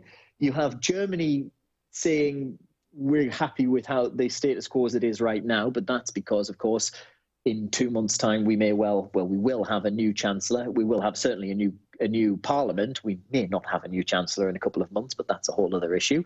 You then, though, have countries like the Baltic states who are very much in the, hey, we've just joined NATO. I know they joined quite a few years ago, but they're very much in the pro-NATO camp. We don't want anything to jeopardize that. So it's bringing up a whole load of new discussion over where the future of defence leads as well, but a huge amount of upset over this. As I said, the French are furious, incandescent. I did like that it wasn't I was listening to the radio yesterday as I was coming across from the Netherlands, and they were saying that it wasn't that there would be an immediate phone call between Emmanuel Macron and Joe Biden. It would be in the coming few days. So it does seem like, even though he's recalled ambassadors, this is Emmanuel Macron, he's recalled ambassadors, he's referring to it as a stab in the back, but Joe Biden won't take his calls immediately. Oh, man. Well, but do you think that's what it is? Real quick, do you think that's what it is, or just that Macron is pushing it off too because they want more time to think about it? What do you think this is? I think the way this has gone and the way that you've had the foreign minister coming out and speaking on behalf of the French government and what he's been saying on French television, they are furious. They are absolutely raging with the United States and with Australia in this, and they're raging with Joe Biden. And we've seen the EU top brass. They're on the plane. I think they're on the plane right now to the United States for the UN General Assembly. Mm-hmm. You're going to see the likes of Commission President Ursula von der Leyen, Council President Charles Michel, and the Foreign Policy Chief Joseph Borrell. They're going to be pushing. I think you may well get some statements on this coming out when they start talking in New York a little later on. Well, and because a couple of points here. Yeah, sorry for cutting in, Peter. Didn't hear you coming back in there. But yes, UN General Assembly starting tomorrow officially. Like you were saying, Lodra was very clear. The stab in the back comments also incandescent. And I would, we'll see what happens. I imagine galvanizing to the whole conversation going on in Europe right now, accelerating over where exactly they turn. That's, of course, the subject of our conversation. Here's something that I'm noticing with China. Sorry, please go. Well, it's just with China. France suddenly has a grudge against the United States and the UK, and to a certain extent, Australia. China has a grudge against the same countries. I just did a quick search the other day looking at, just literally on Google, France, China. Those were the two search terms, nothing special about that. Every single article that I saw, naturally this is the kind of thing you'd see, but it makes a point. Every article I saw was effectively getting across the idea, France and China have the same enemies. Will this mean that China is now pivoting through France into Europe? Is this a new entryway for Chinese influence into Europe because suddenly France and China share the same enemies? If everybody's asking the same question, you have to wonder if everybody's secretly thinking the question has the same answer, which is yes, this is going to be an entryway for China into Europe.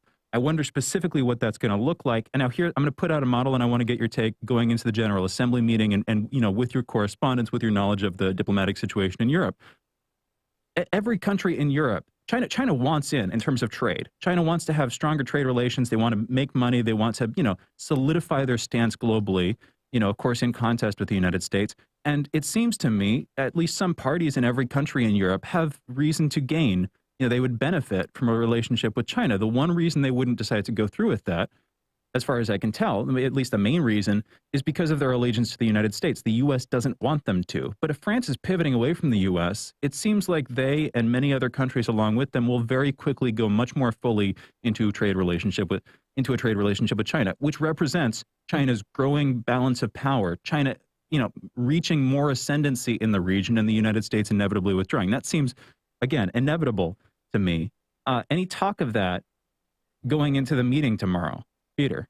29th of September is the crucial date for that. It's 29th of September, the EU-US Trade and Technology Council meets. Now, that is where They're going to be talking more about a free trade agreement between the United States and the European Union. Whether that's going to happen depends on who you talk to. If you speak to the US side, they're saying, yeah, it's great. We're on track for this. If you speak to the European side, it is dead in the water.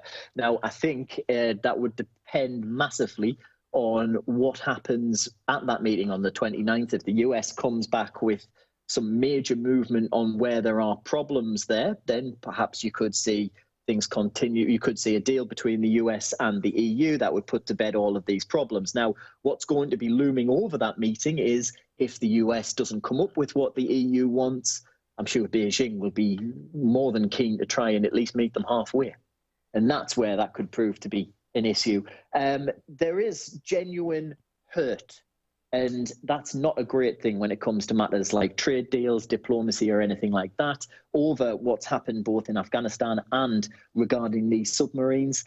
How that filters through into what long-term decisions are made, you know, there's a lot of planning gone into making these. I think this is going to have an impact, though. This has been a big deal. Let me ask you this: from the standpoint of the European Union, any trade deal has to be agreed upon by all of the member states, right? Yes. Okay. Meaning France, in and of itself, can kill any agreement that is going to be made between the two. Is there anything that the U.S. could do to assuage France's anger on this, outside of giving up the contract? Because I don't foresee them giving the contract back. They could buy some submarines or convince somebody else to buy some submarines. I think that might do it. I think, I mean, I can't see the US throwing a 50 billion euro sweetener towards Paris. And without something like that, you're going to see this play a part in those negotiations. And while this is a raw wound, there's not going to be a trade deal between the EU and the United States and anytime soon. So what you're going to see is China's a huge partner to European countries already. It's a massive partner to Germany, where I'm speaking to you from, also France, just about everywhere. And what we have seen is, particularly in the final days of Angela Merkel's leadership here in Germany, also under the EU Commission presidency of Ursula von der Leyen, they've criticized China over certain human rights issues, but they've been very keen to make sure that trade continues apace, and that's not just continues as it is, but also increases. So if Europe continues to see more of America first from Joe Biden, then, well, Europe may look out for its own interests, and its own interests may be cheaply served, if that's a correct word, maybe served more cheaper if they approach Beijing as opposed to Washington. Peter, one more question, and we do want to get to the German election, so I think we're going to pivot to that pretty soon, heads up. But we've been talking about the Anglosphere, you know, a new English-speaking bloc, that kind of thing, which in my opinion is a little bit better than speaking about the West, which had been the sort of, you know, the terminology used to describe the international community ringed around the United States for a while. Well, arguably, China has westernized. That's the language that we like to think about these things. You know, we used to describe these things with. A lot of other countries have westernized too. At the very least, in terms of pure semantics, Anglosphere seems like a little bit more reasonable of a term, but it also seems real. Working with Australia, the United Kingdom, of course, Canada and New Zealand are not parties to this agreement. The other members of the 80-year-old Five Eyes agreement. But, you know, there is an Anglosphere kind of thing that I see brewing. Have you been hearing talks about that? Has that been a term thrown around? Is that sort of reified itself in the discourse on the other side of the Atlantic, Peter? This certainly has felt like, well, when I mentioned hurt earlier on, I think that falls into this category as well, because it does feel to the French, it does feel, again, and where I said it's been appreciated, that anger by Paris here in Berlin, that there's been an attempt to cut already existing allies out of this new alliance, and questions as to why that's been the case. We had thought one of the reasons why Joe Biden had decided to stop sanctions against the Nord Stream 2 company for the gas pipeline here to Germany had been because he wanted to maintain good relations or improve relations with a NATO ally that had suffered under Donald Trump. And it also suffered under Barack Obama as well because of the spying scandal against Angela Merkel. But obviously we seem to have been wrong then, because why would you have done that if you then intended to, well, deliver what the French are now seeing as a firm slap in the face to them? Yes. So, yeah, there are questions being raised about who is more equal in these alliances, and it would certainly seem that the United Kingdom is desperate to get a good relationship with the US, because the UK's relationship with the European Union is dire after Brexit, and in the way US, that they've conducted themselves through Brexit. Without the U.S., they've been left adrift, so to speak. The UK, I mean, of course. And there is, of course, an old history there. But, like we mentioned last week on this show, we also have an old history with the French, dating back to very much so. the American Revolution, so dating back to the foundation of our country. What did you say there, Peter? The Marquess de Lafayette. Yes. But also, of course, earlier 20th century, we also had a very strong relationship with the Brits. I mean, our CIA was founded effectively on the practices of the British intelligence community, literally the OIS. OSS. What do you say? OSS. Pardon me, the OSS. But, the predecessor to the CIA, the OSS, basically founded on British intelligence practices, which is, I only bring up, we sort of generationally, institutionally inherited from them much of our state, some of the biggest departments of our state, some of the most powerful departments of our state. And of course, with the Five Eyes, the intelligence relationship is also clear. But what's interesting to me, we got to come back to this, I suppose, in other conversations.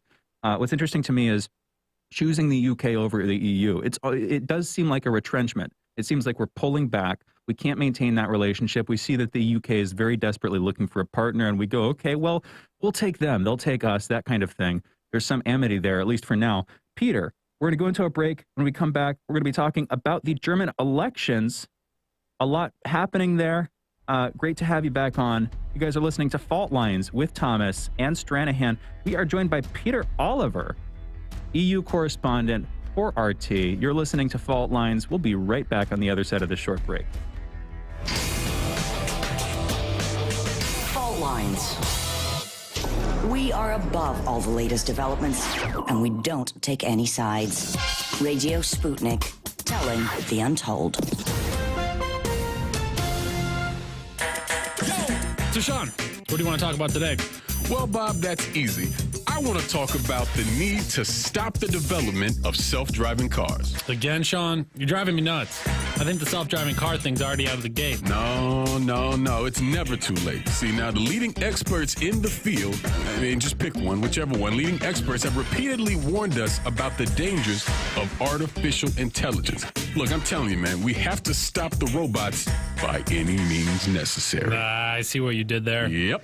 Tune into our show By Any Means Necessary daily from 2 to 4 p.m. Eastern Time on Radio Sputnik. And don't forget to call in at 3:20 p.m. to our studio number 202-521-1320. And if you miss us live, check us out on SputnikNews.com, Spreaker, iTunes, iHeartRadio, Spotify, or wherever you listen to podcasts and stay up to date on the latest political, social, and economic movements shaping the world around us.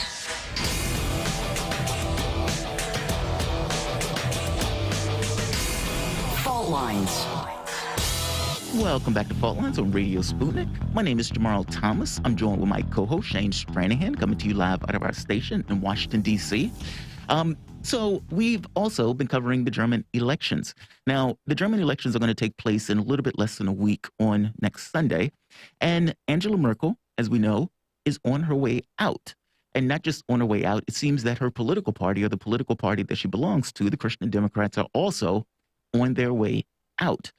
To have a conversation about what's expected, especially what is Germany without Merkel. Like I said, she's been there for 16 years, so this is going to be somewhat of a sea change in regards to German politics and maybe even European politics, considering the stature that Merkel held in the European Union.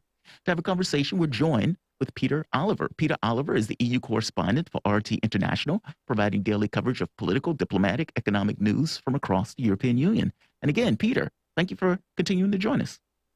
Well, thanks for staying with us. So I guess the question is, first, I guess, what has been going on during the German elections? It seems that apparently there was a debate that took place, and Armin Laschet, who is supposed to be the candidate to succeed Merkel, apparently did not put in a great performance, at least based on the reporting of it. Olaf Scholz of the SPD is apparently the one that's in the lead so far.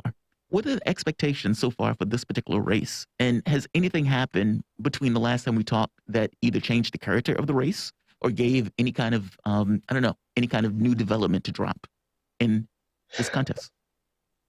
Right. Well, there are three people that can be the next Chancellor of Germany. Three real people, realistically. That's Olaf Scholz of the Social Democrats, Armin Laschet of the Christian Democratic Union, or Annalena Baerbock of the Greens. The smart money at the moment is going on Olaf Scholz of the Social Democrats. 43% of the German population want to see him.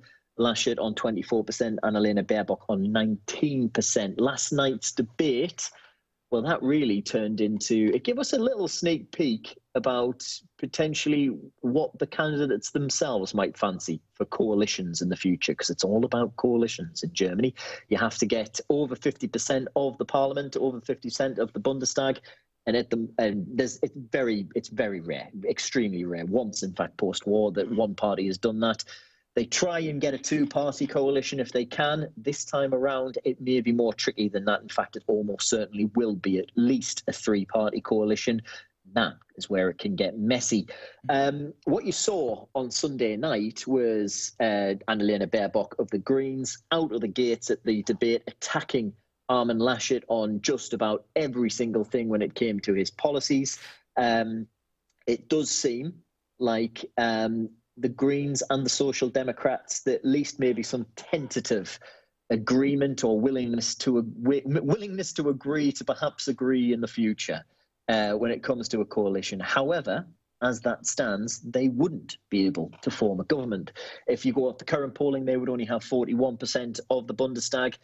In fact, there's only two coalitions that currently would see a three-party coalition, a government in charge, and both of the mathematics on both of those sees Olaf Scholz as the Chancellor. It's going to get quite messy before we get a new leadership here. Now, it's going to get messy over a coalition, as I mentioned, but it's particularly going to get messy on those coalition talks because in order for parties to agree, almost certainly somebody is going to have to sell out a policy that they've agreed on. Right. They've campaigned on, I beg your pardon. So what you're currently looking at is minimum wage rises that both the Greens and the Social Democrats would like to see. You're looking at taxes on families that earn over €200,000, and increase in taxes there, money that would then go to provide more money for children. You're seeing the Greens and the Social Democrats agree there, but neither the Conservatives, which is Armin Laschet's group, or the Liberal Free Democrats, they're campaigning strongly on saying no more new taxes. Read my lips, as George Bush once famously said. That's what they're campaigning on if they were to go into government with either the Greens or the Social Democrats. They're going to have to go back on that. Now, the Christian Democrats... I'm sorry. Well, real quick. Sorry, the Christian Democrats under Merkel was in coalition with the SPD, correct? Yeah, that's right. That's the current government. Olaf Scholz is the current finance minister, vice chancellor. Okay. And so now these guys are breaking apart. The only reason I bring that up, once before, I remember during the election, I don't know if this was the last election or election before last, the SPD was losing significant ground, whereas despite, them still being in power from the standpoint of the coalition, they were losing seats. And there was this concern that being kind of a minority partner or junior partner within the context of the coalition wasn't necessarily doing the party all that well. But in this, it seems like based on what's taking place, they are basically going to take the leadership role in this contest. Is the expectation that there's a breakdown in the Christian Democrats and the SPD where that just stops and doesn't go forward after this? I very rarely try and give my own personal opinion and pick these apart, but here we are. We're going to have it here. I honestly think, and from chatting to people on me dog walks around Berlin and following all of the politics on this, the Social Democrats absolutely tanked in the polls. You're correct. They lost seats in by-elections. They lost seats in local state elections. And then there seemed to be a moment, and you also at the same time, you were seeing the Greens in the ascendancy. Then there seemed to be a moment whereby people in Germany realized, actually, she's leaving, isn't she? That Angela Merkel won't be the chancellor following this. And Olaf Scholz is the closest thing as they have to Angela Merkel. He's he basically at the debate last night, he sat back and let Baerbock go after Laschet in the same way Angela Merkel has done at these type of debates over the years, in which she's cast herself as basically above the petty back and forth of political point scoring. So what you've got is Olaf Scholz casting himself in that role, saying, look, I'm the continuity candidate, I'm the vice chancellor already, I'm the finance minister. And he's flourishing with that, and people seem to be overlooking quite a lot of let's face it, active scandals that surround him. He's very much a part of the investigation into what happened with Wirecard. Wirecard, if you remember, were found to have had a 1.9 billion euro hole in their accounts, is the wonderful way that's put across. He's also been involved in the Cum-Ex scandal, 5.5 billion euros worth of taxes that are now no longer in the tax coffers. And just earlier this month, officers of his ministry, the finance ministry and the justice ministry, were raided by German prosecutors in an investigation into a watchdog that was set up under Scholz's watch in order to look into money laundering, for the fact that this watchdog had just been turning a blind eye to, money laundering. He's done his best to say, I had nothing to do with these. Yes, they may have happened on my watch, but it was not me. I didn't do it. Nobody saw me do it, and you can't prove anything. But, Bart Simpson, there you go. I've gotten President George Bush and Bart Simpson in this one so far. But they're still hanging over him. These scandals are still there. And despite those, he's coming out as the main contender to be the next chancellor. I think ultimately what that shows is, A, just how bad Armin Laschet is, and B, just how unprepared for Annalena Baerbock the German people were. Now, there's a lot of criticism gone her way, saying that she's inexperienced. She lost a lot of ground in the polls after she faced accusations of having plagiarized a book. And there's also been, let's face it, just naked, brazen misogyny against her. We've seen faked naked pictures leaked onto the internet. She was asked as a question, now you'll appreciate this one, if you become chancellor, who's going to look after the kids? That's what she was asked in one interview, which it was shocking even here in Germany, where attitudes towards these type of questions are a little bit further away than you may find in the US or the UK. So there's been a lot of I still think you probably will see Olaf Scholz as the next chancellor. At the head of what type of government yet, I honestly wouldn't like to tell you. I'll let you in on a little secret if you want, behind the scenes of our coverage on RT of these German elections. When we've been contacting political scientists and saying, will you come on the show either on Sunday night when the results first come out or on Monday, everybody said, can we do Monday? Because I want to see how things have gone first. You're going to need some time then. Nobody wants to put their head above the parapet and call this one yet. Yeah. Well, there we go. You know what, Peter? Very interesting overview. Active, because remember, of course, it was just earlier this year, and I don't slight you for it in the slightest, so to speak. Yeah. The Green Party and CSU, CDU, CSU, were tied at the hip with the Greens. From what you were saying, there was a potential for a coalition. But looking back, and it seems like it was particularly at the beginning of August that the SPD started to rise significantly, and the CDU, CSU tanked, and Greens were going down simultaneously. Just a massive shift in the last month and a half. And it had been a little while since we'd spoken to you about this. And it's just interesting to note again how quickly some of these things can change. But thank you for joining us this morning. Peter, yeah, what's that? Okay. No, yeah, not a problem. I was going to say, it is worthwhile pointing out as well, the Armin Laschet from the CDU is not liked amongst the public, and he's not helped himself by a number of scandals. He was caught laughing behind the German president, Frank-Walter Steinmeier, while he was caught over his shoulder during a speech by the German president in Laschet's home state, where he is the governor. as the German president was talking about flood victims and the fatal flooding we saw in July. Yep. He also took part in this kids' TV interview in which afterward he got a bit of a grilling. He didn't do very well at all. And instead of putting his hands up and going, the kids got me. Oh, the kids absolutely destroyed him. And at the end of it, he turned on the kids. He came out the next morning and said, well, children don't talk like that. I was like, everybody's looking at him going, this is not a good look, man. Oh, man. Like, you take that. If you get destroyed by the children on a TV program, it's actually been very, very good. It's been part of the coverage of these German elections. It's been brilliant. They've had a couple of kids that have interviewed all of the candidates. And Armin Laschet, after his, came out and said, well, no child talks like that. They were given those questions. And it's like, yeah, that's not a good look, mate. Maybe, You're not but looking great right come now. on, dude, that's not the right response. You lost to kids. Come on. Okay, Peter, I was making motions to close here, but I want to. We often go to you not just for your, very effective and knowledgeable factual coverage of this, but like we got into briefly earlier, for your own personal takes based on conversations.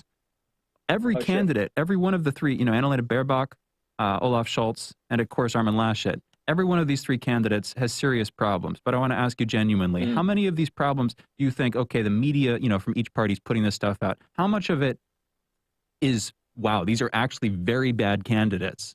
From I don't mean to speak too harshly from an American perspective, considering our current president and our former one, but how much of it do you think is genuinely very bad candidates versus media spin and each party putting out its takes? Just briefly, Peter.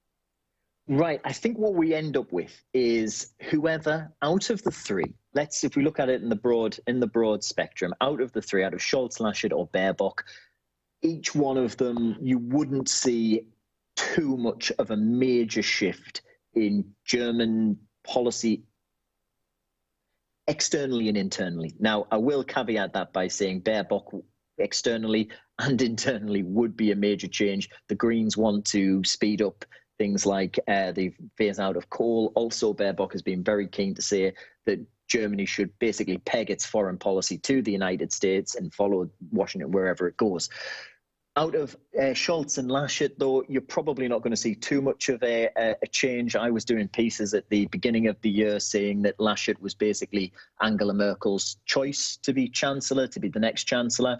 Scholz also would fit that bracket. As I said, he's the only one who's part of the current government. He's the only one with experience at the executive level as vice chancellor. Vice chancellor is not really a job here in Germany. It's a title that you get when you're the leader of the second party in a coalition. But what he is, the finance minister, and that finance ministry is much sought after here in Germany. Now, what you have seen is a competition between, a fallout basically, between Olaf Scholz, who's the candidate for Chancellor for the Social Democrats, and the leader of the Social Democratic Party, who was on a program last night. That's Saskia Esken. She was on a program last night saying, hang on, Olaf Scholz says that we won't take any more government debt, any more national debt. That's not an SPD position. So Olaf Scholz may well find his hand forced when it comes to that.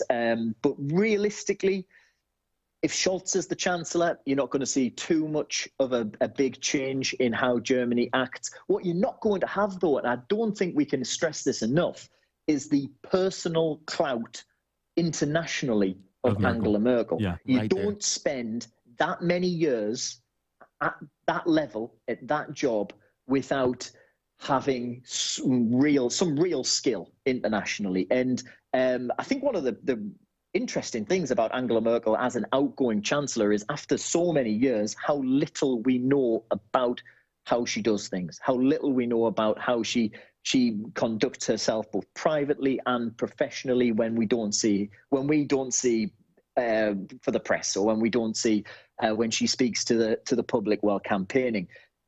Absolutely thoroughly inscrutable character when it comes to that. It's probably one of the reasons why the US went to such lengths to tap her phones and listen into what was going on in the Chancellor Amt under Barack Obama and, of course, Joe Biden as vice president then. But I don't think we can really measure how much of a loss she's going to be. What we are going to have to have a look at, and we don't really know yet, is what that relationship with Paris will be, and what that relationship with Emmanuel Macron, for now at least, will be. French have elections next year, of course. That could change. I'm not too sure how things are going there at the moment. Last I looked, it was quite tight, but there's still a long way to go in France.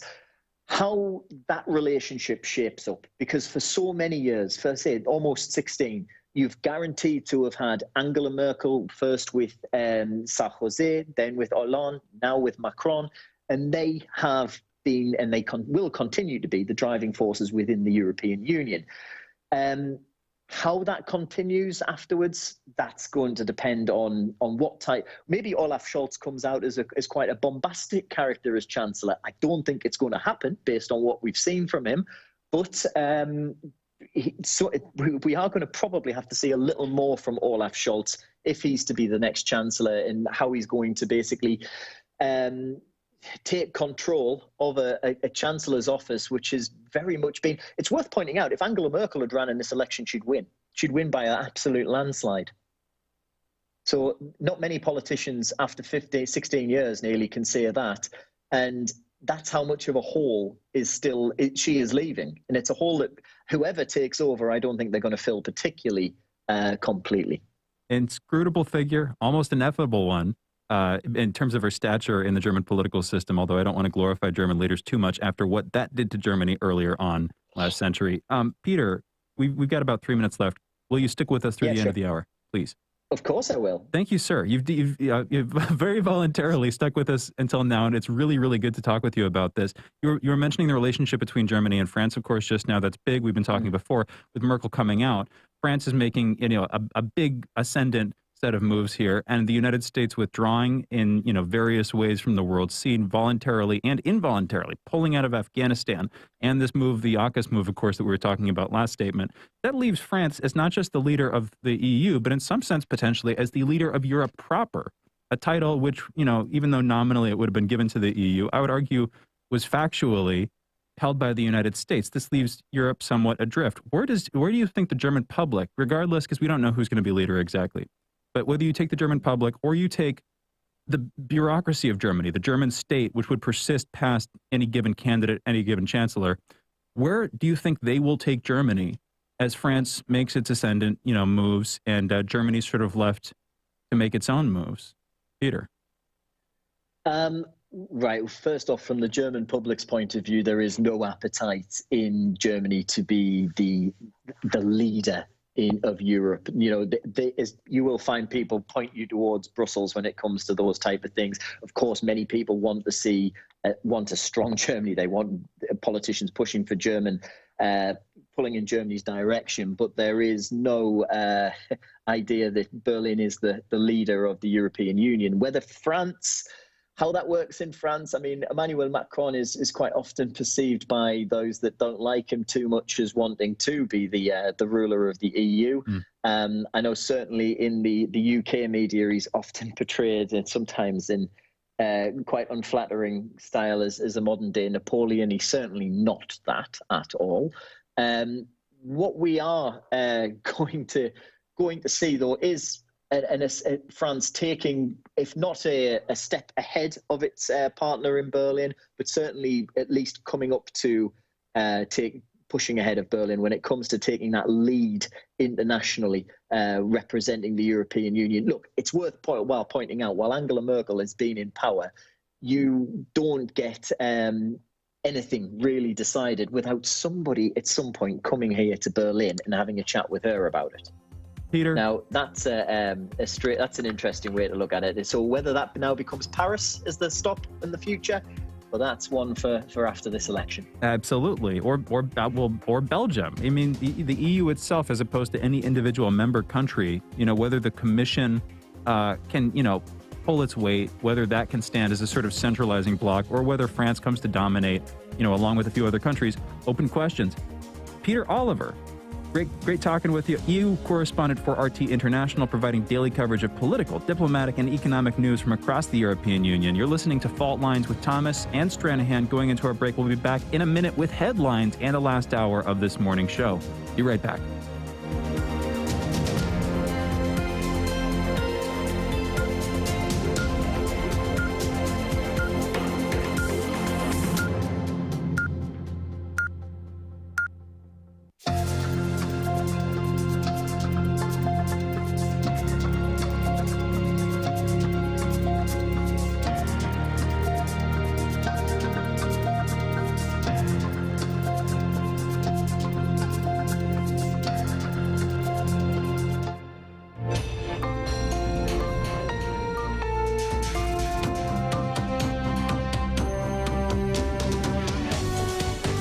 listening to Radio Sputnik. Telling the untold.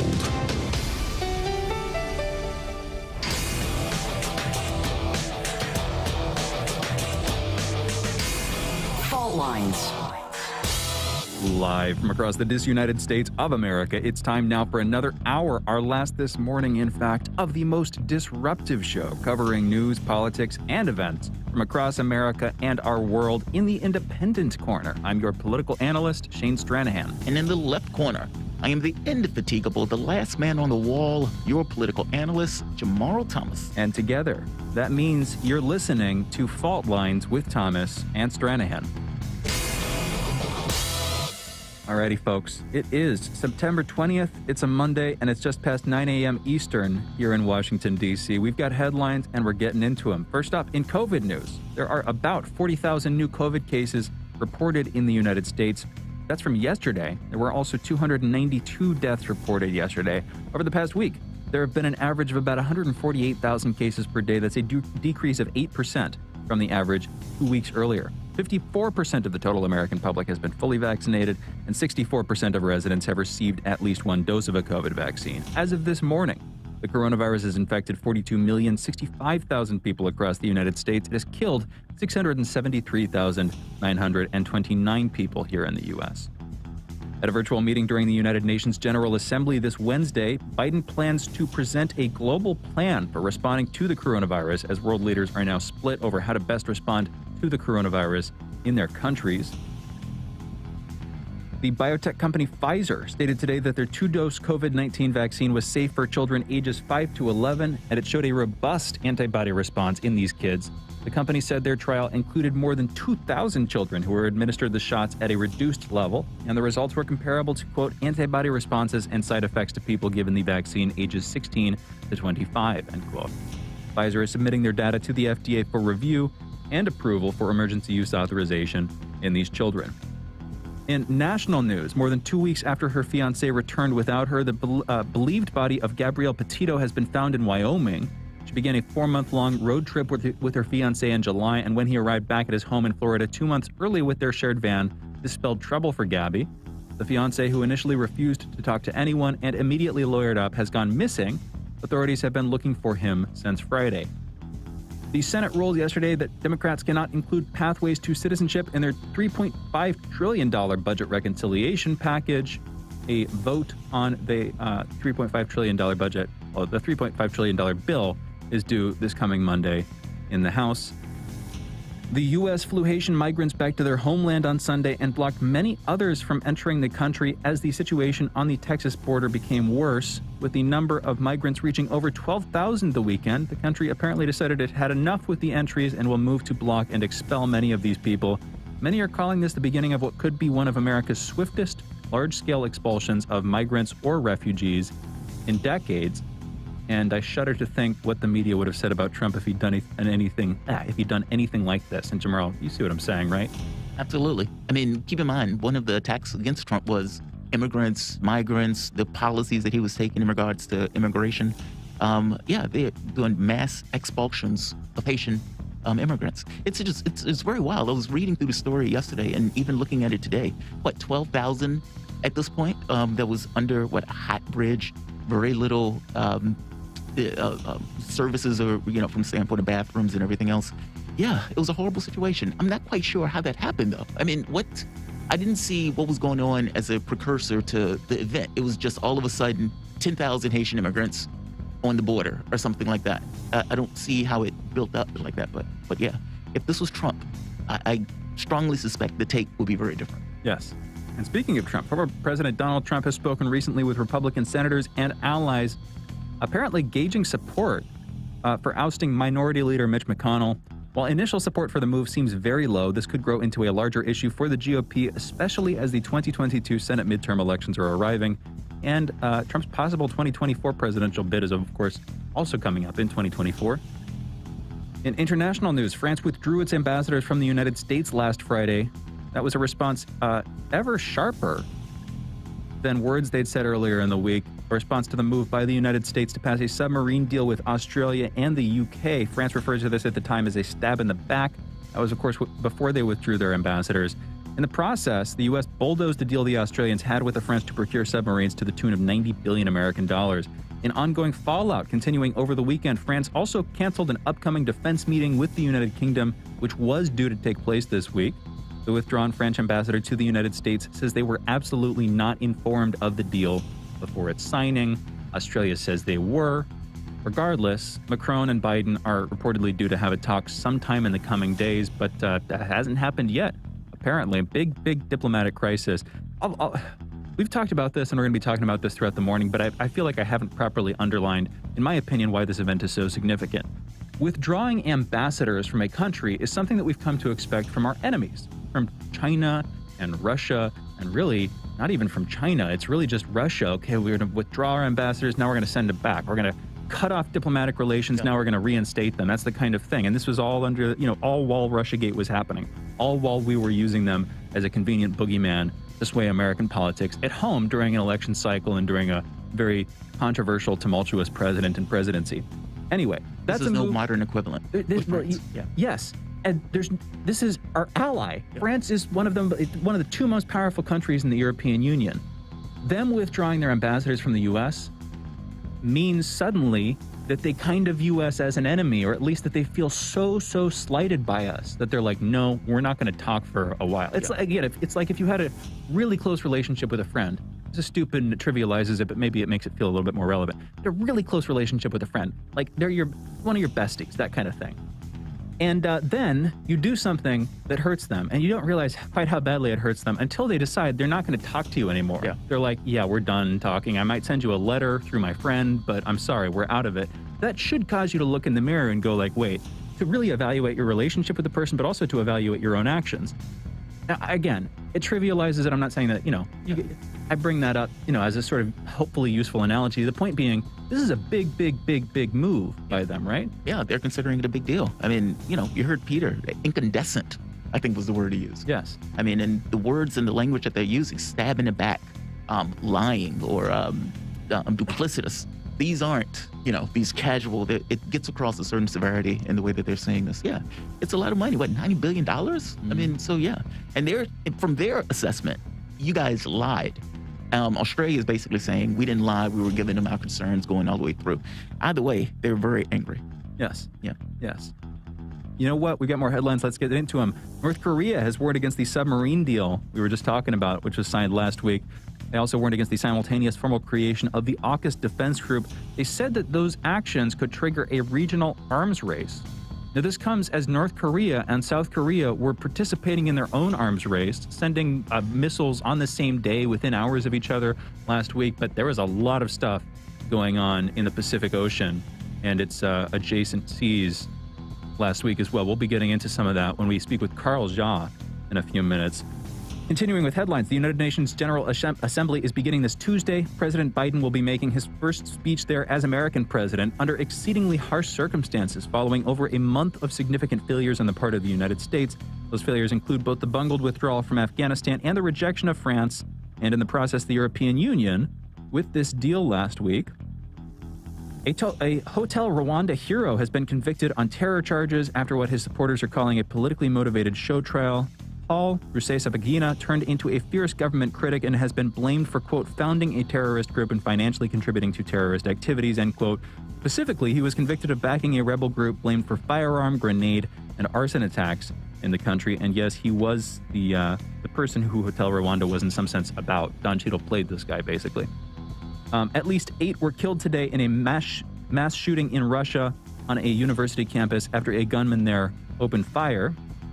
The Russian Duma elections have concluded, and the ruling pro-Putin party, United Russia, will likely win. As of 7 a.m. East Coast time in the United States, United Russia has received 49.7% of the vote, with 85% of votes counted. The party's nearest rival, the Communist Party, is expected to receive around 20% of the vote.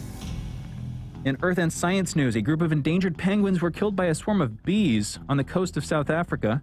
63 endangered African penguins were the victims of a rare and surprising bee attack near Cape Town, surprising bird conservationists working in the country. Those conservationists suspect the attack was caused by the disturbance of a nest or hive in the area, and apparently the bees held that grudge. With that, those were our headlines. You're listening to Fault Lines with Thomas and Stranahan. And yeah, the France withdrawal of its ambassadors thing is just dominating my mind this morning, as it did over the weekend. This is a big deal. Like we were saying, the canary in the coal mine thing, the transitional period with the bungling of the withdrawal from Afghanistan, I think that's what it's tied to. Mm-hmm. But during a couple of day period last week, we were talking about this yesterday, Jamarl, off the show, of course, a lot of stuff happened. Yes. Like during a few days, for one thing, Chinese warships were spotted right off the coast of Alaska. Right. And we say right off the coast, off the coast by a decent ways, but like American ships, I believe there were trade ships, spotted these 4 warships, including some of China's most powerful destroyers. That's the kind of thing that we've done habitually for decades now. Freedom of navigation. The Freedom of Navigation Act exercises, those kinds of things where we're doing our military drills or just exploration, whatever. It's international waters. Why can't we? That kind of thing. The attitude that we've taken. Well, they've started to reciprocate. That reminds me, of course, of the meeting between Wang Jiechi and Blinken earlier this year. I believe that's his name. Basically, American Secretary of State Antony Blinken met with his Chinese counterpart and other Chinese parties, other Chinese officials in Alaska, and they made it clear then, basically, they're going to treat us as if they are our peers from now on. And if we're wise, we would do well to treat them in the same way effectively. Well, it seems like they're backing that up, and it seems like our continued failure to act, starting arguably with either Donald Trump or with COVID-19, whichever way you want to see it, this long-term international crisis of American standing is accelerating. I would argue that Afghanistan was like the big event in the middle of this period that signals that we're entering this liminal zone, this transitional zone, where the power structure that had been ossified, that had been static for a long time, is slowly shifting.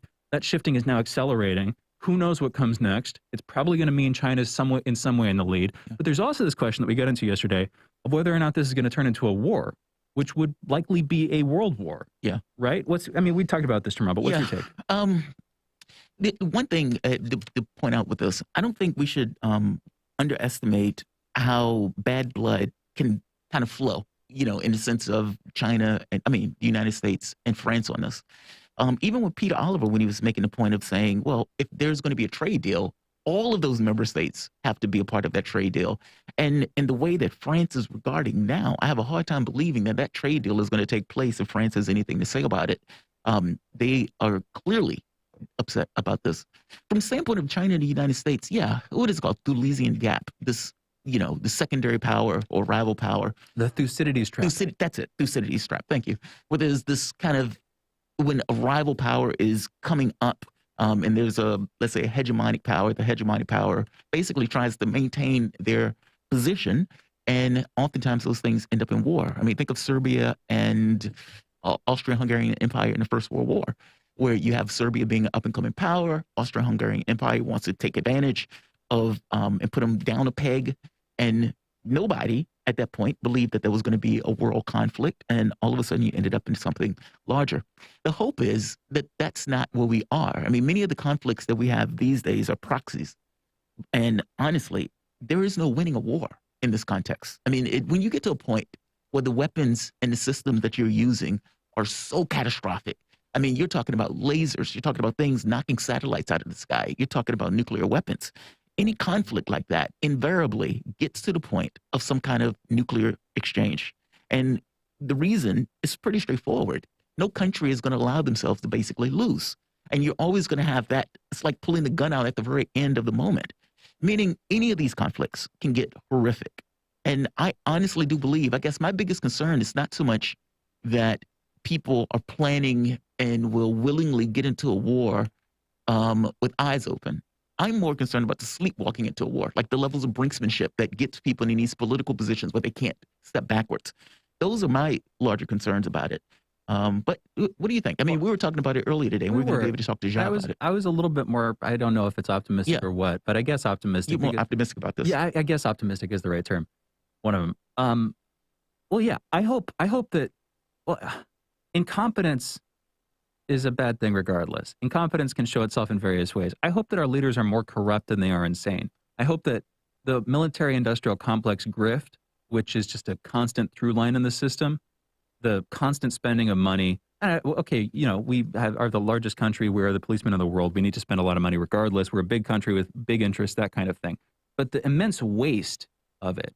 It's not even that how much we're spending, it's how much of the money that we're spending on it is wasted. My point is, the grift there, the idea that there is this cash cow, this money machine that the United States government has constant access to, that both parties will vote for constantly, even though the actual efficacy in terms of the quality of the aircraft is eminently questionable, that whole thing. Yes. If I say, okay, there's grift going on, hopefully that means that people aren't insane and that can explain the constant agitation for war, whether it's against China or Russia in various forms. And war doesn't need to be outright war. It can be proxy war. It can be informational war. But regardless, the constant push for more military spending, hopefully that explains it. It's not that there are actually people high up crazy enough to want to go to war with China, which is how we're talking about things. Yeah. In other words, I hope that they're lying. Yeah. I hope that they're lying on, on some of those higher levels, and that at their core, they're just corrupt. They want to, benefit their benefactors, that kind of thing, that the people inside the Pentagon really just want to make money for the big military companies like Raytheon, Northrop Grumman, and that they're not actually pushing for a world war. Like they seem to be on the surface. That's my hope. I hope they're not. I mean, it just, sometimes when you're looking back at the military planners and stuff like that, it's like these guys seem to be planning for a war. And it could be just, making war plans about everything. I mean, they have plans for a zombie apocalypse, to put it in perspective. But yeah, I get concerned. I mean, especially when you're talking about political leaders that have a certain degree of brinksmanship just in the way that they operate. I mean, the way, I think the example I was using was Iran. The United States didn't want a war with Iran. Iran knew the United States didn't want a war with them. And yet you would have this kind of brinksmanship where they would push it to the line, both parties in this, going as far up to the line. And my fear is that sometimes you step over. Also, the United States has this weird thing in its head of its exceptionalism stuff that, we can do a freedom of navigation exercise, and what are you going to do about it? Or we can, put our military up to your border and you're not expected to do anything about it. And the problem is, that is a folly of opinion and folly of thought. You can get a situation where the people do respond based on something that you did. And my biggest concern with that is that the media will basically lie about what took place from the standpoint of the context. So, for example, the Afghanistan war, people were shocked that it ended up that way. Did the media dictate or get across how many civilians were being killed, how many, or how the war was going, or what the generals were saying behind the scenes? No, they didn't. For 20 years, they kept that stuff to themselves and acted as if what we were doing was just gravy and awesomeness. And they did this very recently. Do you remember the last drone strike in Afghanistan that Milley defended as a righteous action effectively against violent terrorists and ended up killing 10 civilians? Men and women and children. Women and children, members of a family, most of them a single family. Just civilians, just random people. That was literally the last strike. That was the bookend on our war in Afghanistan, along with the failed withdrawal, that whole thing. Yeah, and it's indicative of the entire war. But I would even argue it's indicative of how our military policy is treated in general by the press. And so, it's like when you have a situation where you don't have people or the media being honest and giving people a framing or a context for the world, then yeah, it's far easier for the public to back and support stuff that if they were given the full context of, they may have serious qualms about.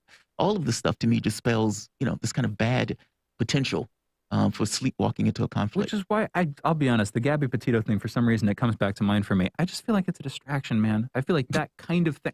I've gotten increasingly paranoid about this stuff, Jamarl. I'm going to be honest. The more I think about it, there is no reason when it comes to matters of national security and the public's perception of the legitimacy of the American state, of what Biden's done, of what the Secretary of State has done, what the various departments, whether it's the State Department or the Pentagon or the White House, simply, they want to persuade how we feel about them.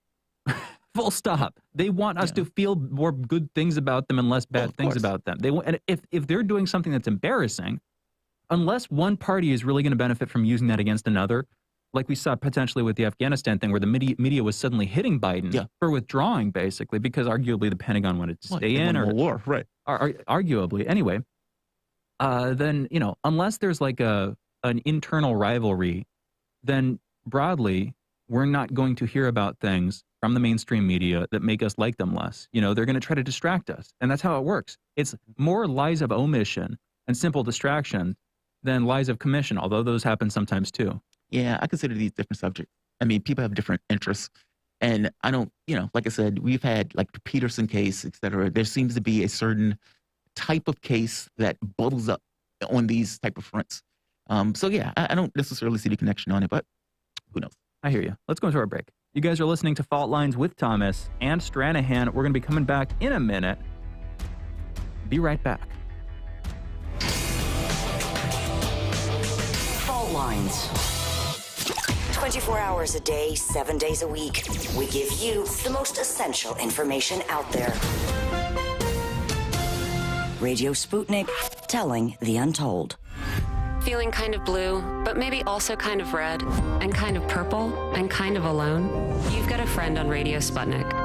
Tune into Political Misfits from 12 to 2 Eastern Time, Monday through Friday, for news, politics, and culture without the two-party bias.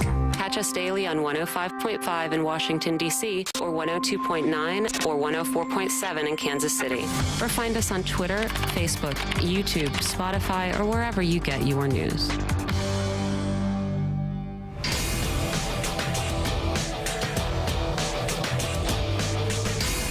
Fault Lines.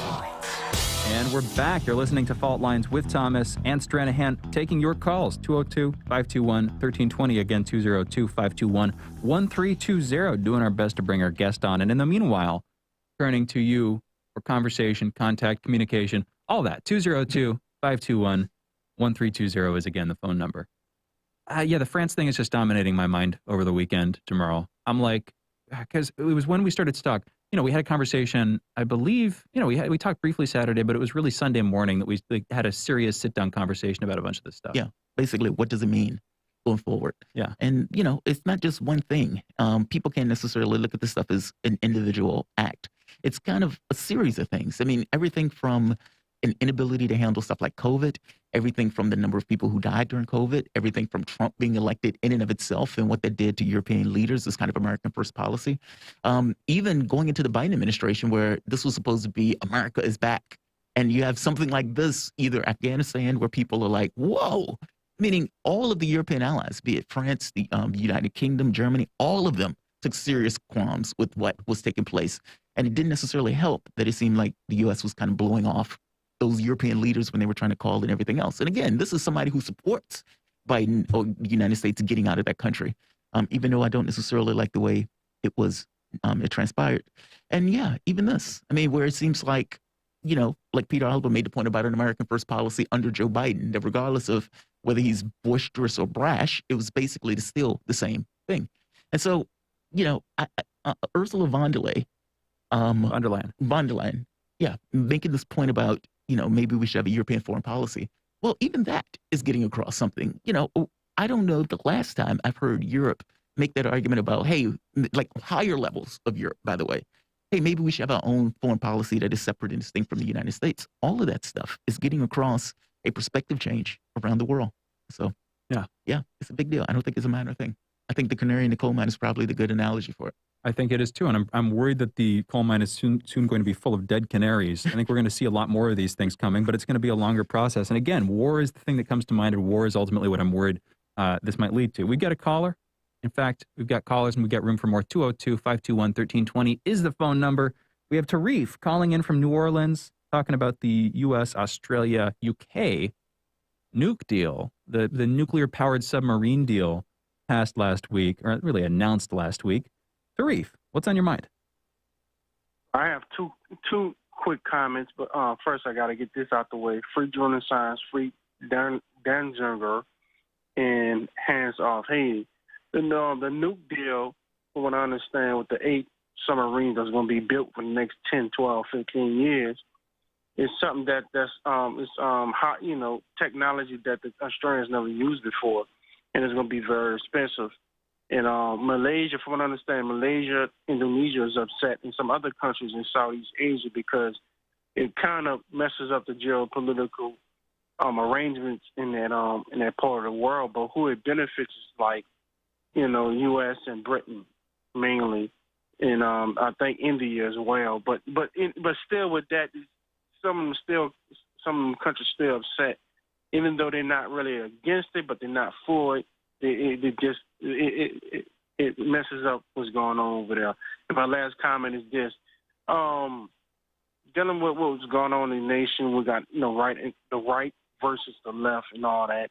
It's like if something happened with you have a attack in this country, like a domestic attack, or something happens in this country, I feel to believe that the government is going to come down hard on people again. They're going to try to pass the Patriot Act to curb our freedoms of speech and limit the use of the internet, things of that nature. So whether you believe it's a false flag or not, the thing is we got to stay vigilant and protect our freedom of speech and vote certain people out and put certain people in to stand up for us and protest peacefully and non-violently to make sure we can continue speaking and protesting and, pushing for justice for all, Maybe. I hear you on that one, but as long as we're getting into speculation, what I'm sort of concerned about isn't so much that there's going to be another domestic attack that's going to be used to pass a Patriot Act. It's that they feel they don't need they don't need that anymore. They don't need that kind of thing because with the internet, with social media companies, with the top-down algorithmic interference, suppression of information, boosting of other information, whether it's pushing the stories they want and pushing out the stories they don't, or benefiting from pushback. I would argue, this again, the speculation, and maybe this is just like me hoping for a ghost in the machine or something like that. But like it seems to me, can benefit as much from villainizing about 40% of the American public. Arguably, they can benefit from that more than they can from having top-down propaganda control or from having Patriot Act style outright suppression of information. It's like I feel like that's the old tactic. I feel like the new tactic is what we're living in, which is culture war, divide and conquer. We're constantly embattled against each other. We're constantly pitted against each other.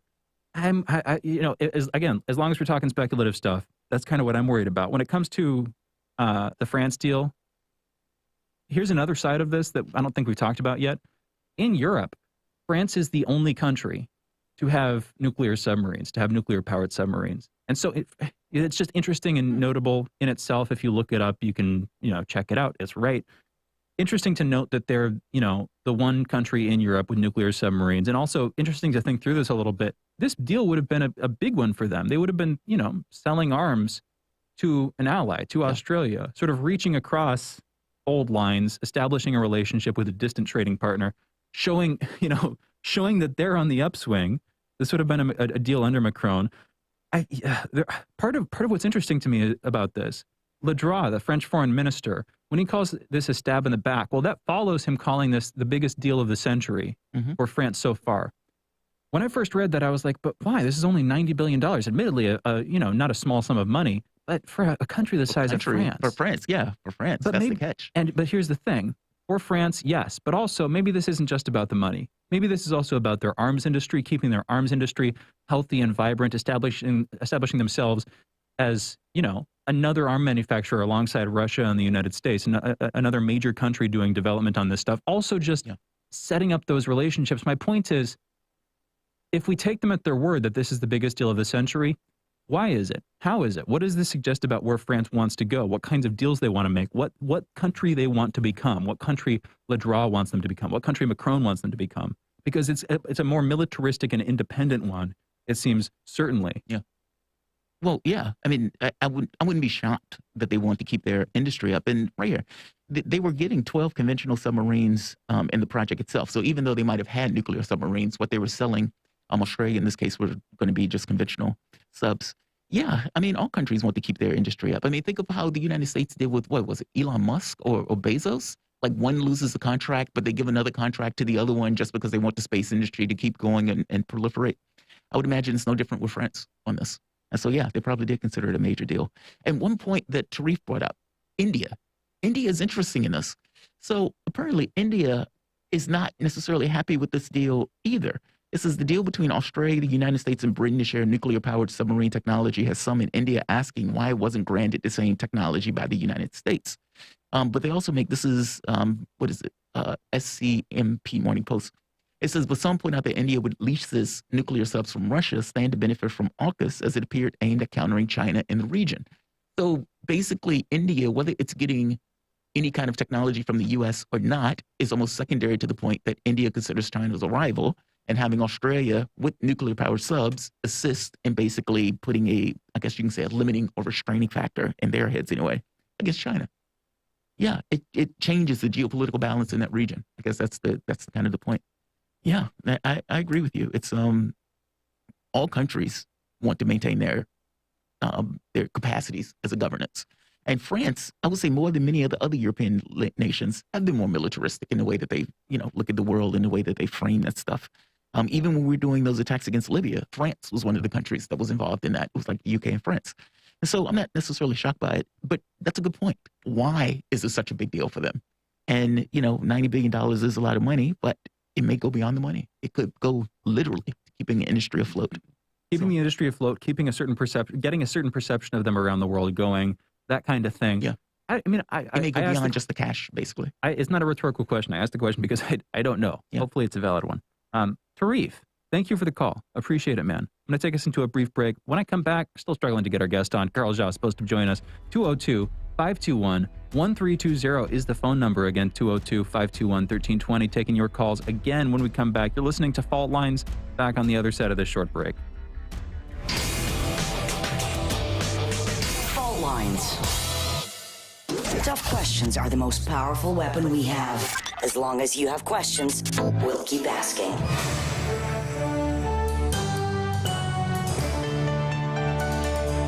Radio Sputnik. Telling the untold. When the going gets tough, the powerful want propaganda. But we won't let them cancel the facts. Whether you're woke or drowsy, we know that you can handle the truth, and we're giving it to you every morning. Fault Lines with Thomas and Stranahan every Monday through Friday from 7 to 10 a.m. Eastern. Your first stop for sanity in a world gone mad. We are talking 24 hours a day, 7 days a week. You are listening. We give you the most essential out of the endless information space. Radio Sputnik. Telling the untold.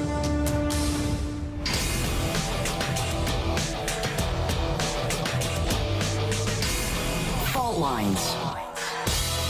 Welcome back to Fault Lines on Radio Sputnik. My name is Jamarl Thomas. I'm joined with my co-host Shane Stranahan, coming to you live out of our station in Washington, D.C. If you guys live in the area, you can catch us on radio at 105.5 FM and 1390 AM. We're also in Kansas City at 102.9 FM and 104.7 FM.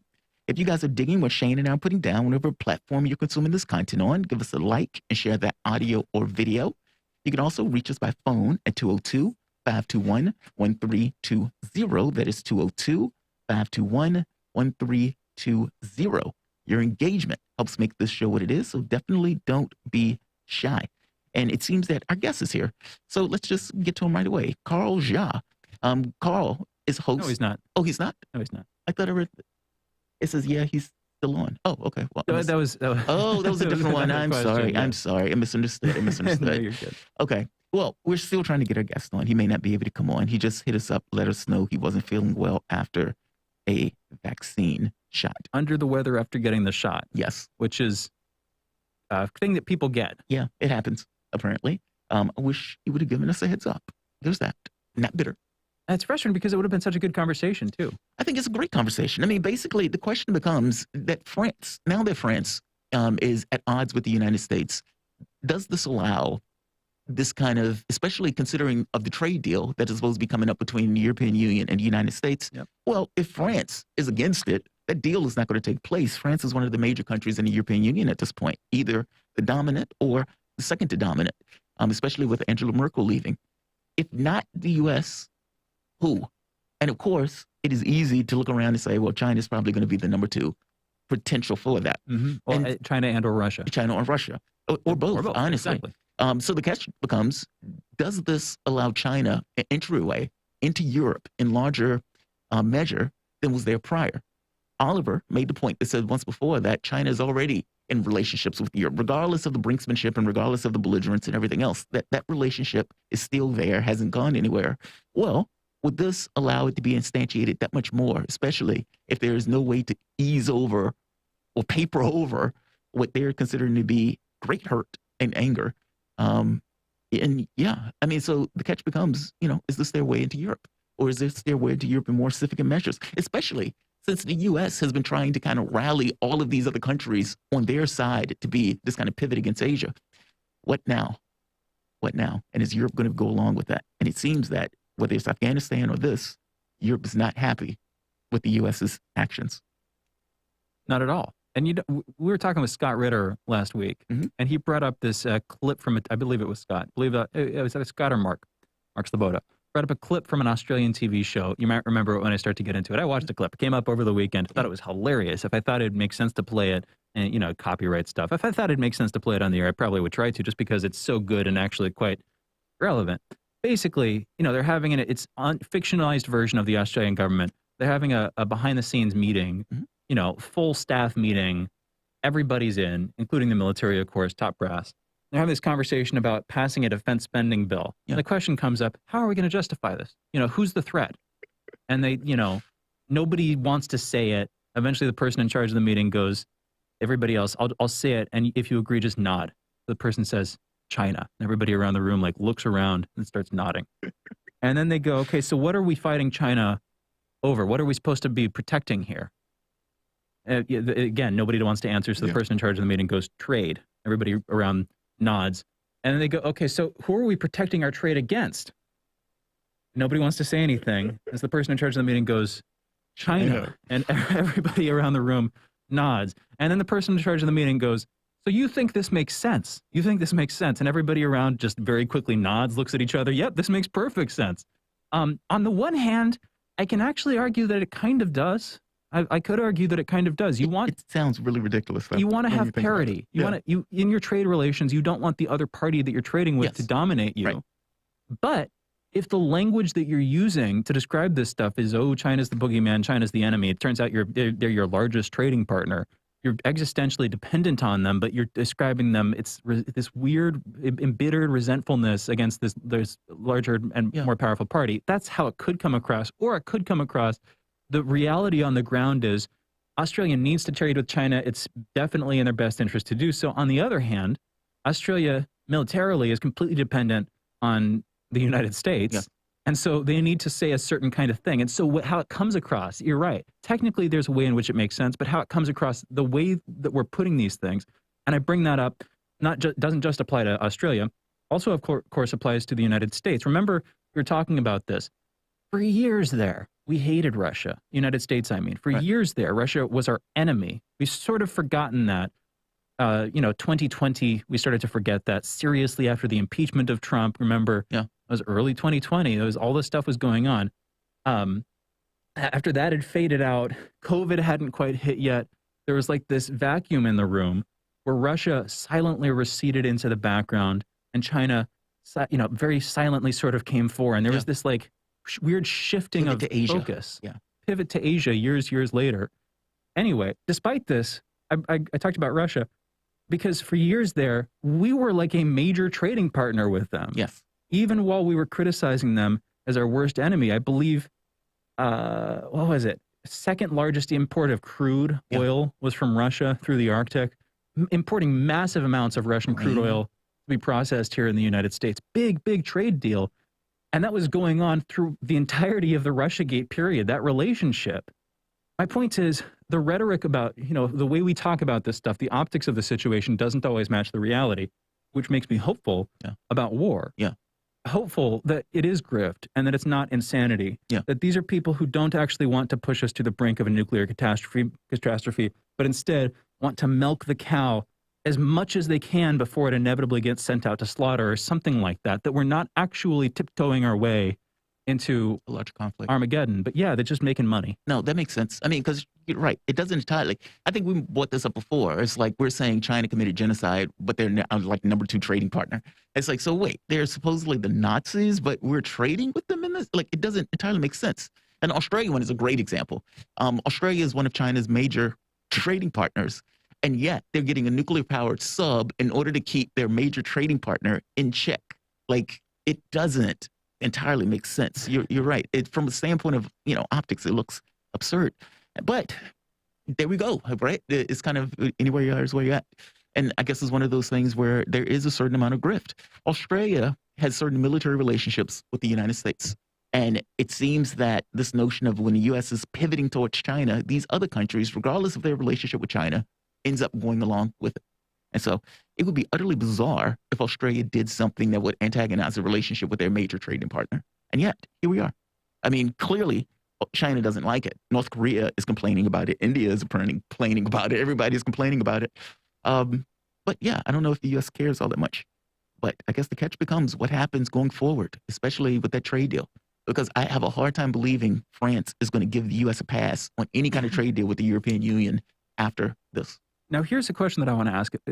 From the American perspective, we're really looking at America, trying to understand what our own government is doing, because frankly, it never really tells us when it comes to this stuff. We have to like triangulate it through impressions and international news, all that. What practically did the United States do with this deal last week? Well, they pissed off France for sure. They strengthened a relationship. They formalized a relationship between us, the U.S., and the U.K., and Australia. Right. Again, we're talking about this in terms of the Anglosphere, the Anglo bloc, whatever, AUKUS. At the same time, by pissing off France and through France, the European Union, we distanced ourselves from that relationship. Yes. Which, in some sense, maybe was already lost. Like Peter brought up, China already has huge trade deals going on with the EU. Mm-hmm. In other words, maybe on the one hand, I really am of two minds on this one, and I want to hear from you, and from you, 202-521-1320.